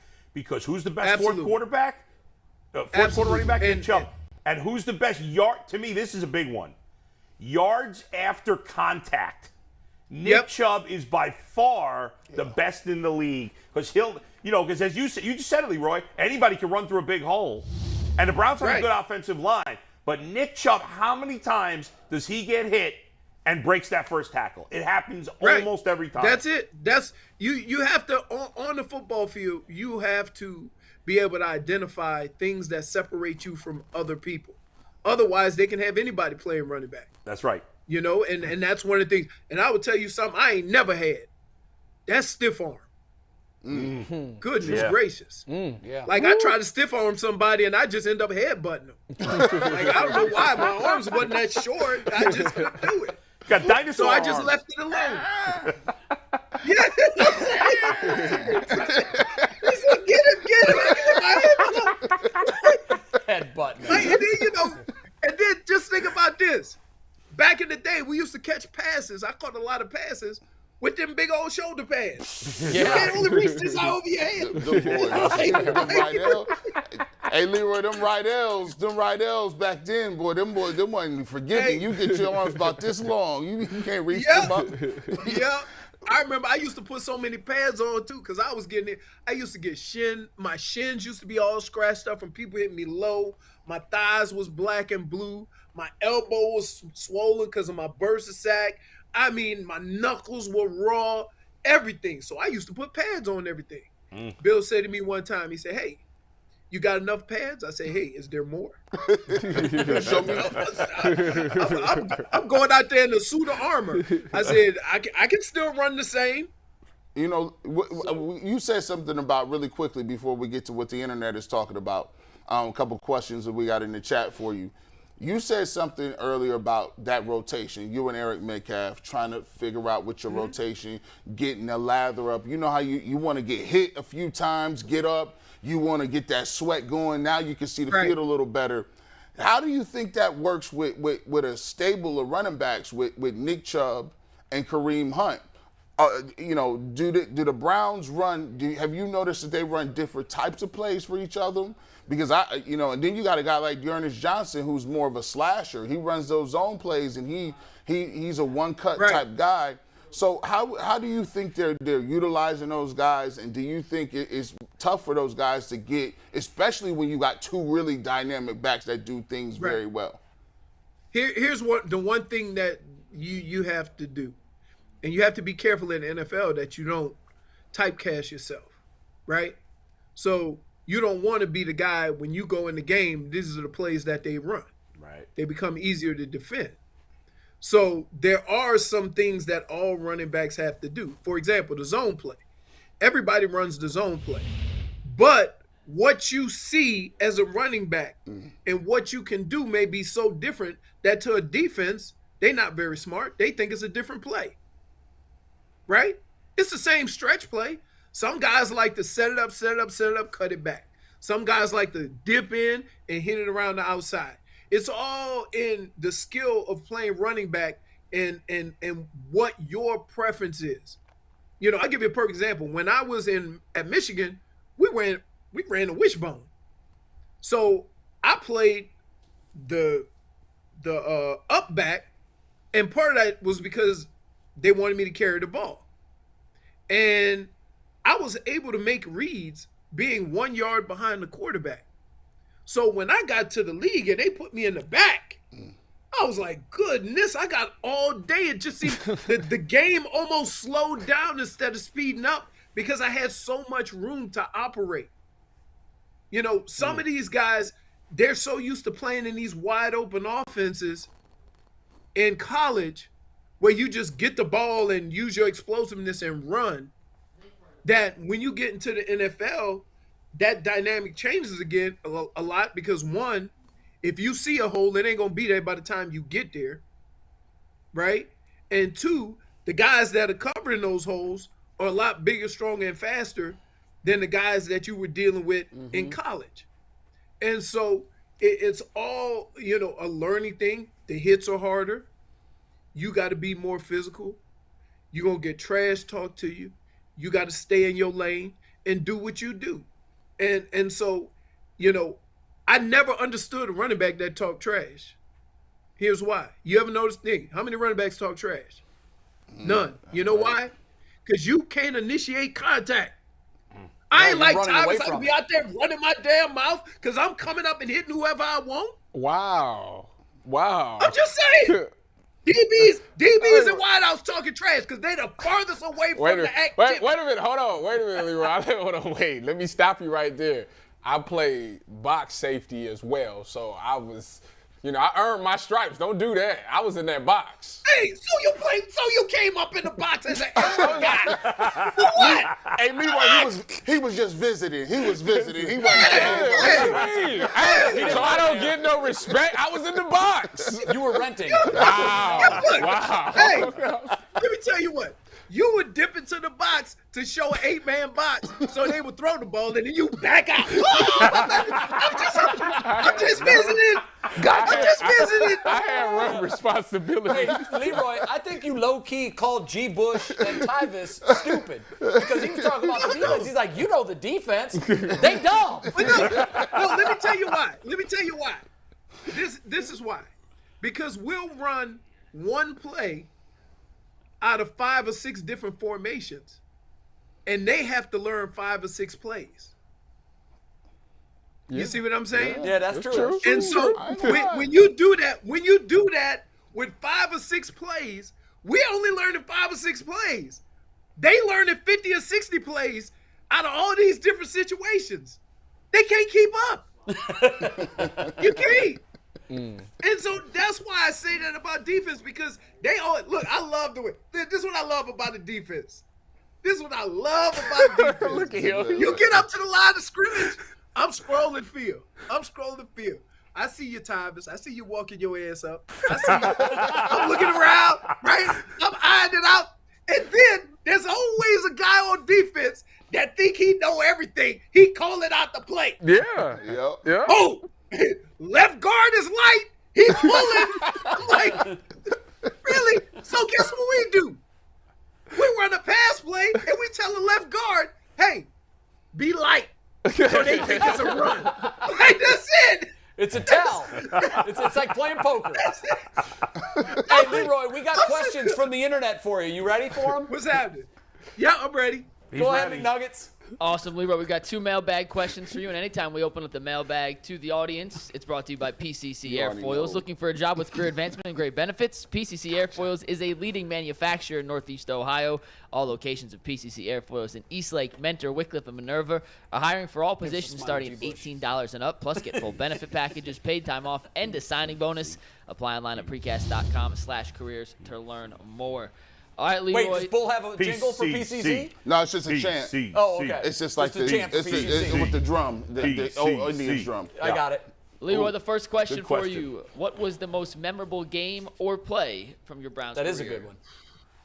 All right, so it was probably a little Leroy luck involved in this.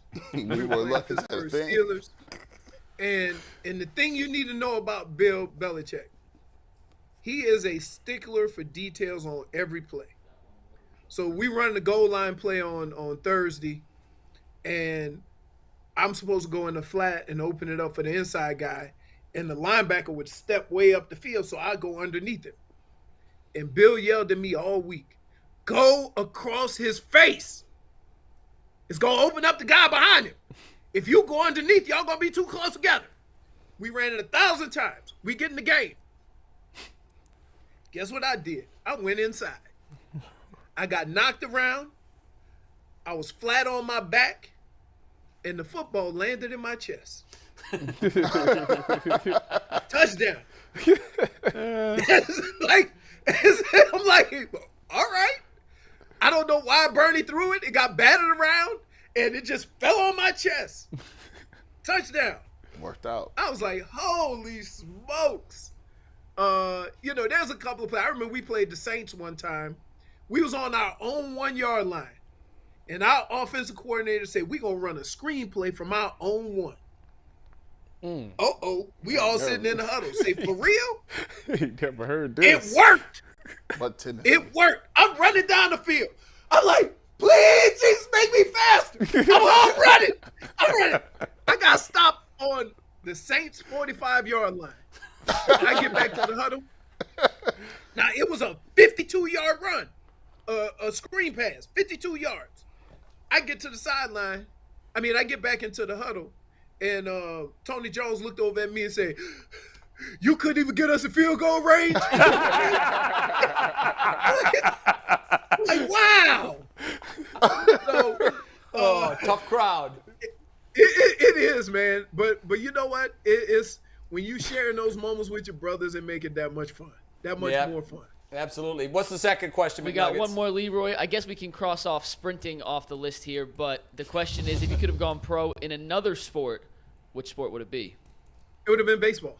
Yeah. There we go. I was a better baseball player. Wow. No kidding. What position did you play? Yep.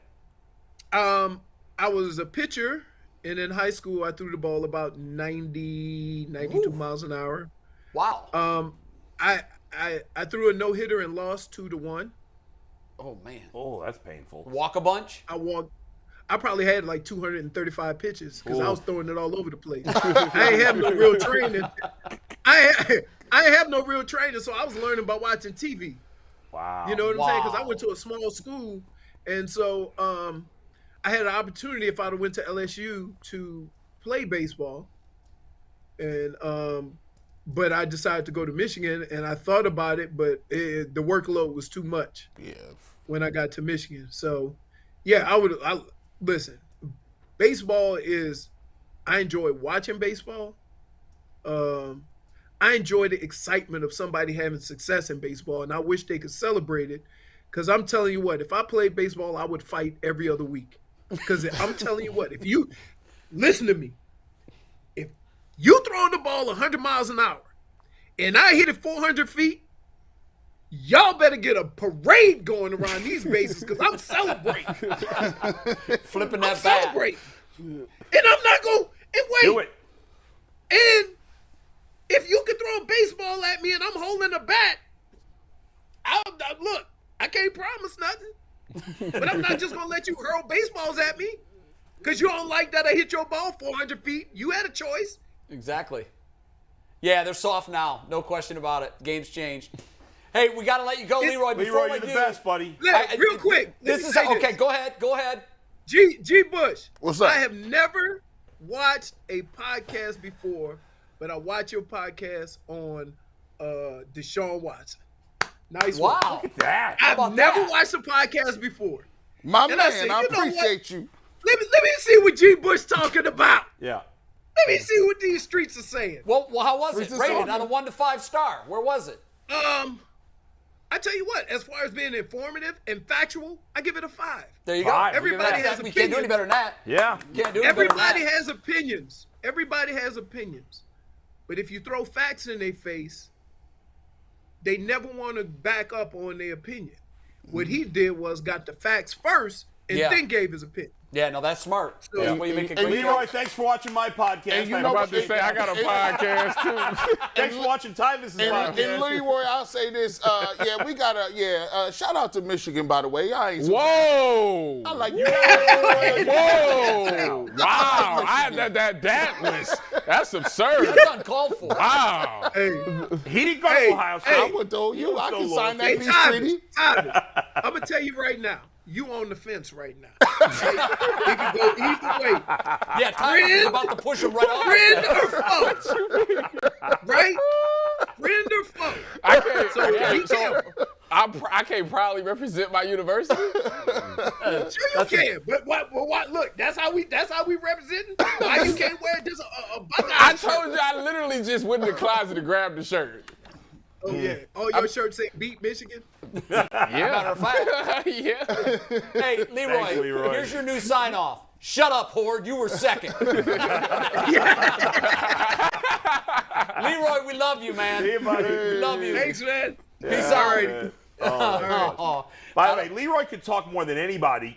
For him to be silenced by Gale Sayers is amazing. Yeah. Because it's not like some quiet guy. When being he said, silenced. I've only been silenced one time in my life, I thought, wow, I had the under.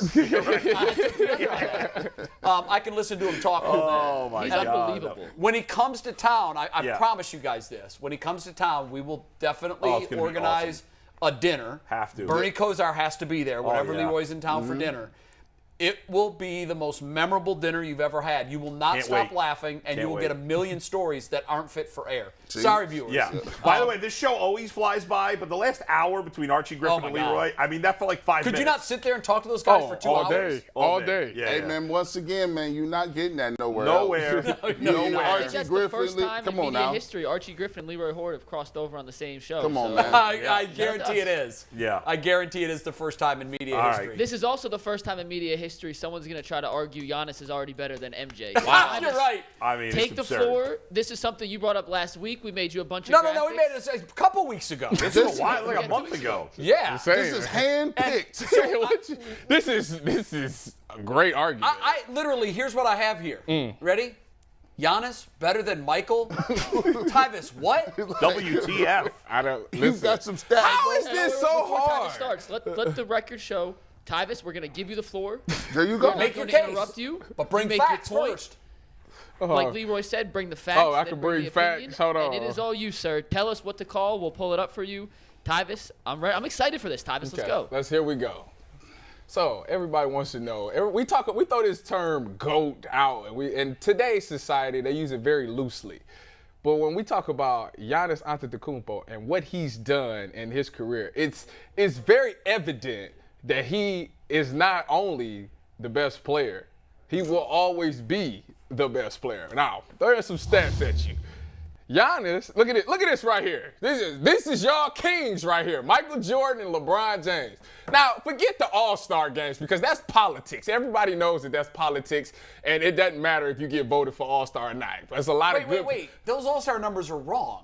No, this is prior to 27. Okay, this is doing. Come on now. By the way, Michael went to college. Michael went to college. The other two guys did. Y'all need to quit that. LeBron and Giannis started in 19. Gosh. Michael started at 21. Whatever. Yeah. Doesn't matter. It doesn't matter. Anyways. Well, it's a fact. If it doesn't matter, he's last in that category. We are not going to interrupt. Thank you. You I got the floor. I'm about to say, I thought I had the floor. I got you, Tyvis. You got the floor. God, it's just so hard. Anyway. When this GOAT term's being thrown around so loosely. Let's crush him after. Let's go ahead. Prior to his 27th birthday, Giannis, like I say, forget the All-Star games. He's already a 2-time MVP. Not even the greatest guy who y'all say, Michael Jordan, who, by the way, ruined the game of basketball because it was a team sport, and then he came and completely changed that narrative. Ruined the game of basketball. He did. He ruined it. Okay. It is not a team sport. Thank you. That is loud. And on top of that, Giannis already has his ring and a Finals MVP already. That's that. Kick it to the LeBron versus Giannis the last time they played. Now, I know y'all going to tell me that LeBron is in his, 19th season or whatever it is. But you would say that he's still playing at a very high level. I mean, he was on pace to winning the scoring title this season, correct? Yes. Okay. Kick me that Mikey McNuggets, the last LeBron versus 73, Giannis. Steve, we're pulling up 73. Wait, are you going to give us a one-game comparison? Yeah, I mean, that's the last. We got to go off of recent history. We got to go. Not doing wait a minute. Can we not go off of recent history? This One is game? The last time they played. Oh, he must be the This GOAT. is the last time they He played. must be the GOAT. Listen, LeBron James checked Giannis that game, and he gave Did you him lose a bet? 44 points. He gave him a double-double. And on top of that, Giannis would have had a ring this season. I'm just looking. How am I losing a bet? I'm just saying. Somebody said, I bet you can't go on TV and argue Giannis is better than Mike. Look at these A random Tuesday night in December. I cannot believe y'all don't see the vision. Y'all don't see this. We got to listen, here's the bottom line. Michael Jordan, as a rookie, was the best player in the NBA. He averaged over 28 points a game as a rookie. Though? Magic Johnson and Larry Bird were playing. No. Fine. Michael Jordan was the best player in the league as a rookie. LeBron was easily the most exciting player to watch.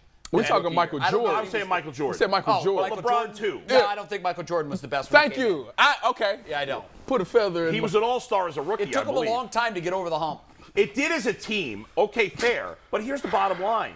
You're just assuming that Giannis is going to win a bunch of titles going forward. I don't know that. He's got to win more than a bunch. He's got to win 5 more. Right now, the comparison is a joke. All I know is Giannis is. Michael Jordan was a Hall of Fame player every year of his career. Even in Washington, when he was 40, he averaged over 20, 25, and 5.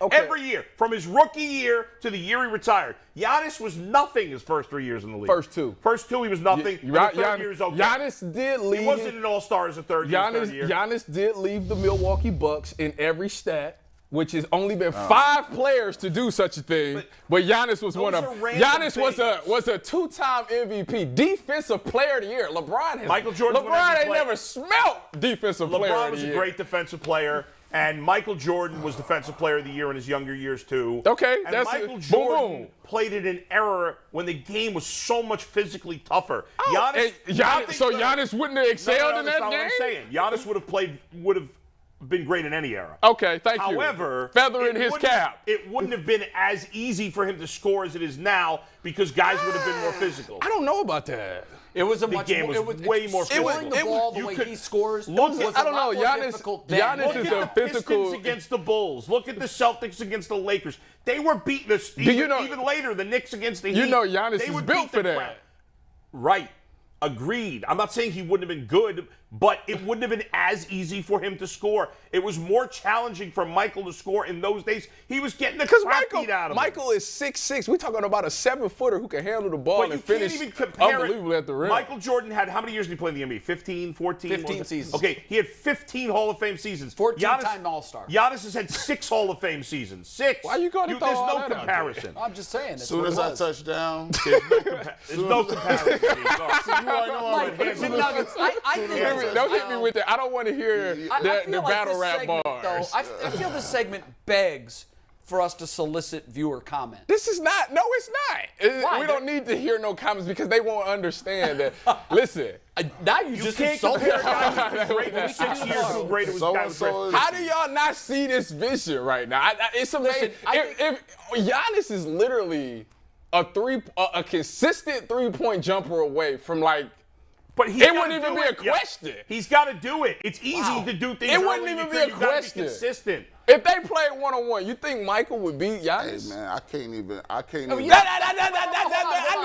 Michael wouldn't yes beat or no? Wilt Chamberlain, but that doesn't mean Wilt Chamberlain is that Michael's not better than Wilt Chamberlain. I think Michael actually would have beat Wilt. One-on-one is complete. It's not a one-on-one game. It's a team game. You can't even have, well, Michael wasn't a team guy. Hey, to bro. me, you can't have this conversation for another decade. How did y'all get? Hey, y'all got you are a veteran. And you are you guys are been in the game 40 years. I used to sit between the hot take masters. I've never been that stunned over a take. I can't believe y'all don't see I this. can't believe let him troll you like that and give you had to give an honest. You gave regular facts to this man. You shouldn't even have dignified that. I shouldn't have. You're right. Look, you should have just. How did we not see this? Put your phone down and just sit back and just.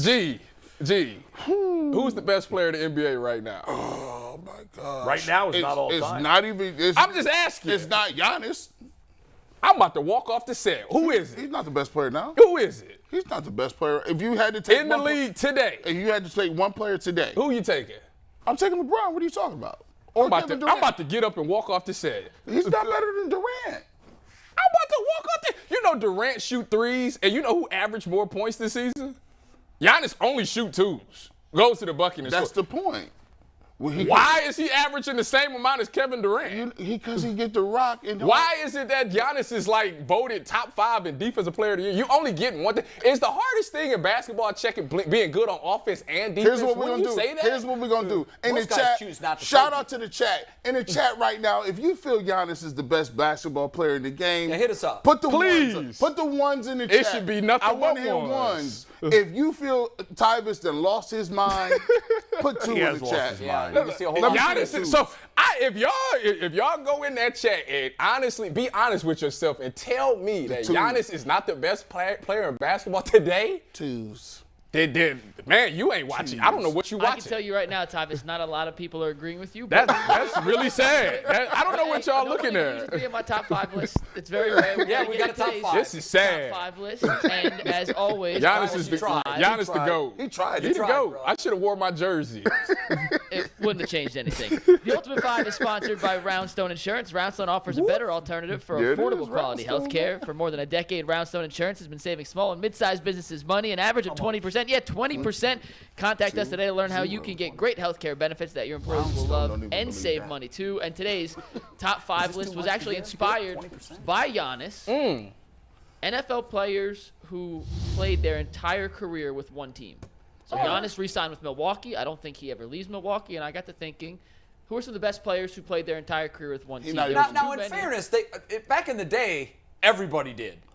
Giannis ain't even gonna be on this list. Back in the day, it was rare when an NFL player changed teams. Right. It should be. You gotta chill out. It should be since like 1990. These are all. But all right. There's a guy in the 80s. I mean, you got Jim Brown on that list. Jim Brown. He's not. Giannis don't make this list. He said NFL players. You know what? Jim Brown. Do you guys remember? You're too young. You don't remember. Bull might.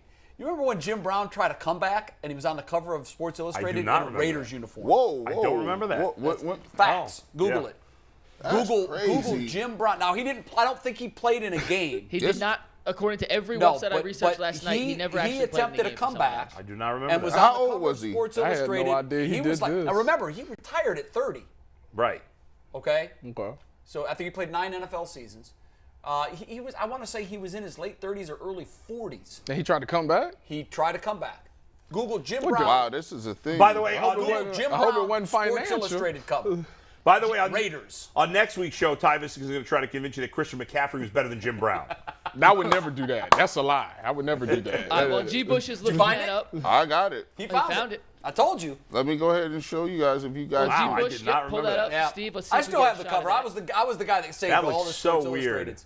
Look at that. I can't believe that. Yeah, most people would either didn't know about it or had forgotten about it. But That looks so odd. Have you seen The Dirty Dozen with Jim Brown? That's crazy. No. He was good in that. I thought he was good in that. The only movie I've seen with Jim Brown is Any Given Sunday. He was phenomenal. Yep. Yeah, but he was a good He was 47 at the time. Have you seen Dirty He Dozen? tried to come back at 47. Oh, the money must have got 47? thin. 47. Yeah, Gee, did you see The money got thin. Have you ever seen the That's Dirty the Dozen? only way that's going down. All right, well, let's run through the top Have you ever 5 seen the here. movie We do Dirty have. Dozen? No. You guys must watch McNuggets that is killing me because movie. McNuggets, go. We just gotta get a couple things in here. Go. Number 5, Great answer. Cleveland's own. I like that. Joe Thomas. I like that. Could have been traded to the Broncos, didn't want to go. Yeah. Wanted to stay with the Browns his whole career. All right, number 4.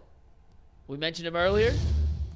Barry Sanders. Yeah. Greatest running back I've ever seen. Also, like Jim Brown, me. retired very young. Yes.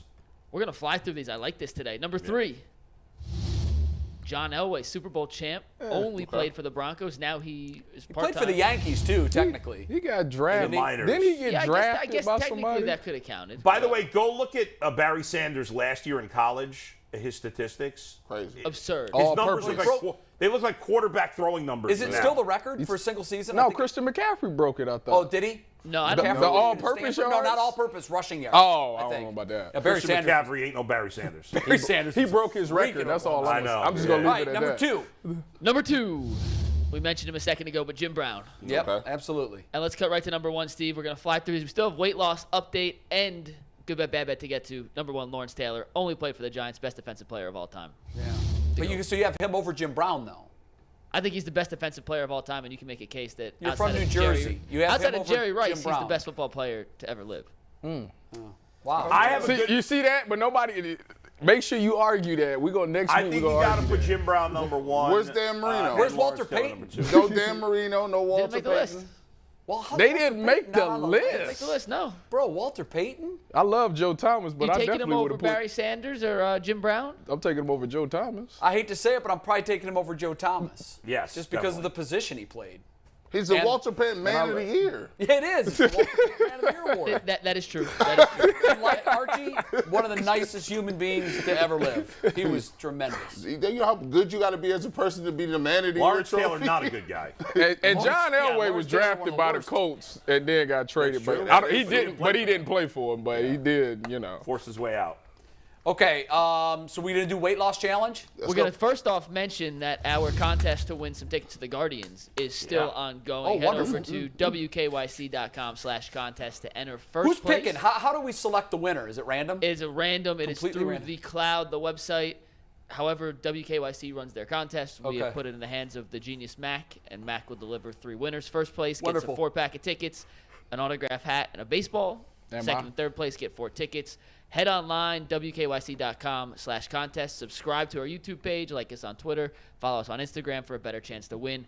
But we're giving away 12 tickets to a great game. You'd be silly not to take advantage. And we are less than 500 subscribers away from 10,000. We've got to get to that number. Is that true? Yes. Less than 500 away from 10,000. what do We're we do close to to drive dumping that? chili on Anthony's head. Chili. 10,000, we dump chili on Anthony's head. So get us there. If you haven't subscribed to the show yet, please make sure you do it.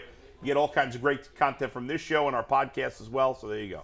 10,000. That's a milestone. We're really going to dump chili on... I don't want to He do it. volunteered. Yeah. We gotta have a better gift than that. Yeah, like I We can't need a take that home. UCSS dunk tank. Yeah, like we need like Put it off to the side there.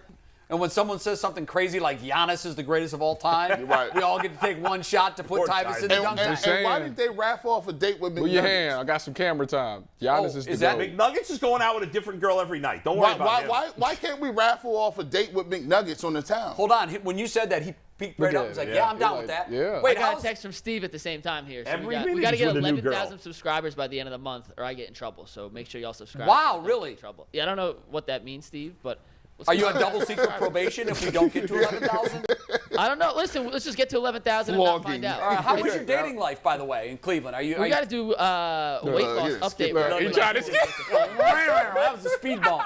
He went right over that. Got a 55 lot miles an hour. of dates. Last week's weight loss here, Steve. Bull weighed in at 315, excuse me. He put on half a pound. G. Bush down 20 pounds. Let's see their updated weights today. We both Oh, I won lost. the week. Both Wow, lost. Bull. He did. Slow going still. So now I'm about to make a big run. So Bull is down -3 for the total, and you're down -19. Yeah. Wait till we get into August. No. Listen, is that when you really lose weight? So every year in August it starts. This week, I'm telling you, I've been hitting the weights tough. And now what's gonna happen is I'm on that cardio kick. So now I done built the muscle up. My furnace is strong. Now, I'm gonna kick it into and it's gonna be the People's Champ workout. This is proprietary knowledge. This about to be crazy. Proprietary workout.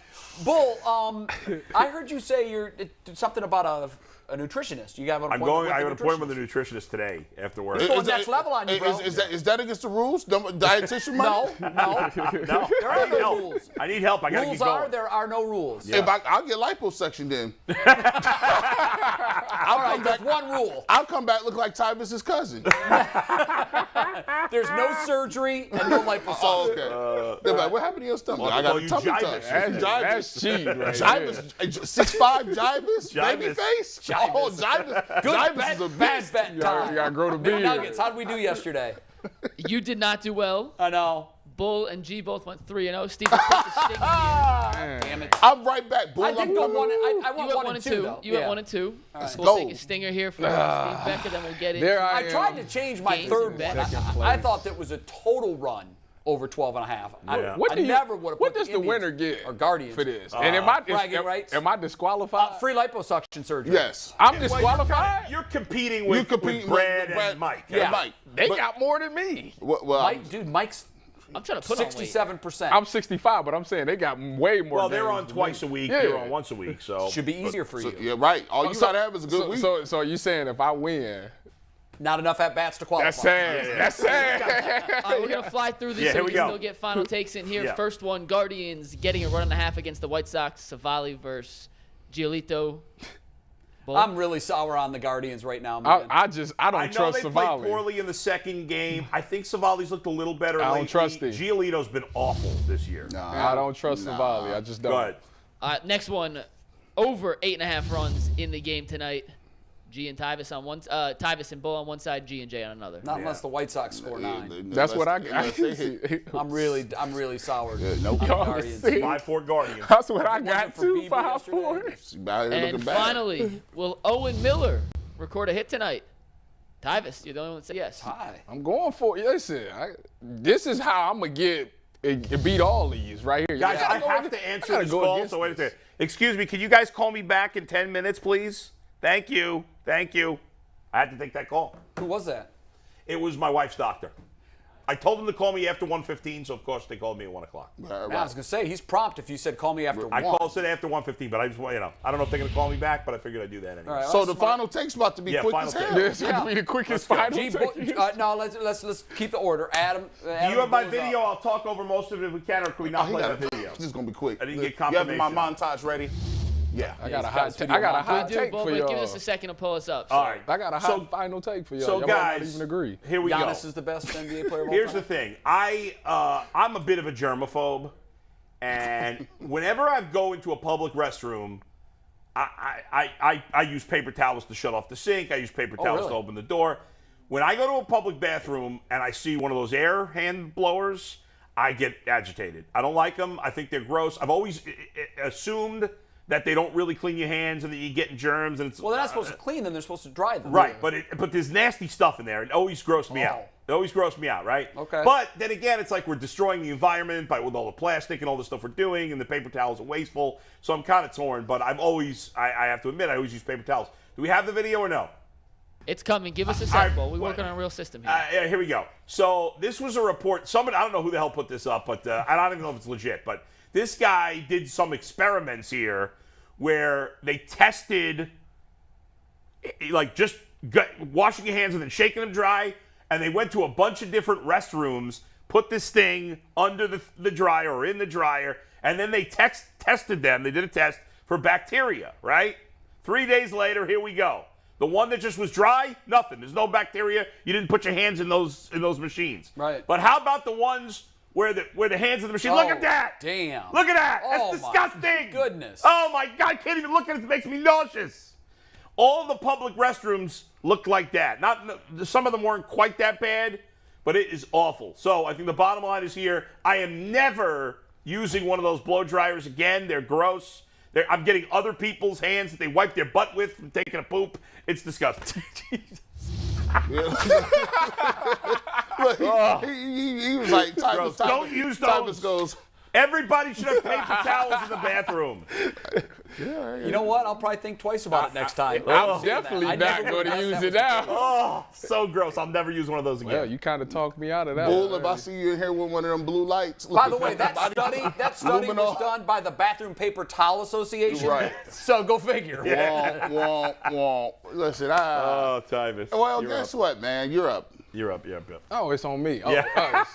My final Let me tell you why Giannis is the greatest basketball player ever. Giannis is the greatest. Don't ever forget it. But that's not what this is about. This one is actually about the Cleveland Browns. And a lot of people might disagree, but I'm coming from a place of sincerity on this one. When it comes to the Browns running back room, okay, they got Nick Chubb, Kareem Hunt, D'Ernest Johnson, and Jerome Ford is his name, I think. Yep. The rookie. Rookie from Cincinnati. And so far I've heard that they're high on this Jerome Ford. I think that the best thing for the Browns to do is trade D'Ernest Johnson. Ooh. And why do I say that? Because it's very similar to when my time in Seattle. I was in Seattle and I enjoyed it, but I was behind the LOB, and my time to shine I was never going to outperform the LOB. So why would I waste my whole career just being a backup? I think D'Ernest Johnson has earned the right to be a starting running back in this league, and I think the Browns should do him a service and trade him to a team where he can become a number one running back and get some production so he can actually get paid one day. And if that's not going to happen with him being behind Nick Chubb and Kareem Hunt, and I don't want you to cut the rookie, because if you cut the rookie, y'all might not have him anyway. So I think the best thing to do is to trade D'Ernest Johnson, and then you have your 3 running back room, and you can just go through the season like that. It's funny that he says that, because I literally talked about that on my podcast this morning, potentially trading D'Ernest Johnson. Hello? You'd have to get something, though. No, don't give him away. Hold on. Paul, what do you got? We got a call? AB, yeah. This G. Bush. No, Tyvus and Bull haven't lost their minds. And we definitely keeping D'Ernest Johnson. I let him know. He said y'all fools. So who you getting rid of? Nobody. You can't keep all 4. Lay it out. How are you going to keep all 4? Felton as well. So you're going to run if you can get another player that can help you, I don't think it's a bad move. The only thing is, I think there's a decent chance Kareem Hunt's gone after this year, and it would be nice to have him as our backup, D'Ernest. Let's see if I can trade Hunt. Let's see if I can get this takedown in 30 seconds. Yeah. I was reading some baseball stuff the other day, and somebody told me something about some unwritten rule, and I just wanted to talk to Bull and Jay about this situation. What the heck is this unwritten baseball rule talking about? If you down or you up a bunch of runs and you at the plate and it's a 3-0 count, I'm supposed to take a strike? Yeah. I think it's a garbage rule. I don't believe What is that? Yeah, you are. You're just supposed to take a strike. It's like not walking through but you don't golf. It's like not walking through a putter's another player's line as he's getting ready to putt. Okay. I think it's trash. Thing. I think it's trash. I don't like it. I know it is an unwritten rule. I don't like any but of I don't the like unwritten any of rules. them. But I will tell you, as someone that still plays, even when we're old, we're still competitive. If I'm pitching and I happen to be down a bunch and it's 3-0 and I groove one and you swing at it, you're wearing one the next time up. Or the guy behind you will wear one, and that's just baseball. McNuggets, get a segment. Also, the don't top steal 5 dumb rules in baseball, unwritten. Yeah, Hey, how that's a about good rule. this? That's How a about good this? We're winning a couple Saturdays ago. It's like 9-1 in the 7th. I'm on 3rd, and the pitcher's going from the windup, and he's not even looking at me. You took off? And I told my third base coach, I said, I know I'm not as fast as I used to be, but I can steal home standing up right now before the pitch gets home. Right. And he reminded me of the score.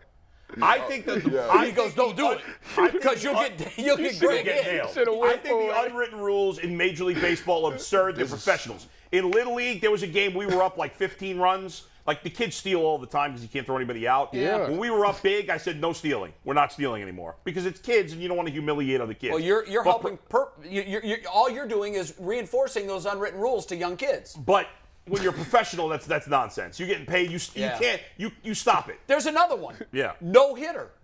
You can't bunt to end the No no-hitter. bunting to break up a no-hitter. What? Oh, absolutely. I didn't know that. I actually, that's the one unwritten rule I like. I think it's a cheese ball move to try to bunt to end the no-hitter. You play. Now wait. That's what I'm saying. What are you talking about? It's 9-0. If it's 9-0, Okay, that don't make sense. If it's 1-0, if it's 1-0, I got no that problem is not with it. a rule. Okay, Yes, I got a That is problem. not a Okay, rule if it's okay. 1-0. You can't try to bunt just to break up the no-hitter. Okay. If you're bunting to win the game, I got no problem. No with it. problem If you're whatsoever. bunting, if it's 12-0 and a no-hitter, and you're bunting to break the no-hitter, that's lame. I can see McNuggets get the top 5 ready. We'll do a top 5 list. But it is a Sometime good this idea week. for a We list. got a couple big guests this week, so I don't want to take too much time. That list can get very contentious. Nice. So. Yeah, that can be a good one. Yeah. Is that all you got, bro? That's all I got. I just want to Unwritten rules in understand. baseball, dumb. I just Signed want G. Bush. to understand. I was thinking last night about being a kid and my excitement of watching Archie Griffin play football. I was wheelhouse. I was 9 years old when he was a player at Ohio State. And I remembered I needed to have the 45 jersey. I needed, when we played in my backyard, if you didn't call me Arch, I didn't respond to you. Okay? He was my first real sports hero. And there's a saying in life, be careful what you wish for. I've had a lot of people tell me, yeah, it's not cool when you meet your hero because oftentimes it's a huge letdown.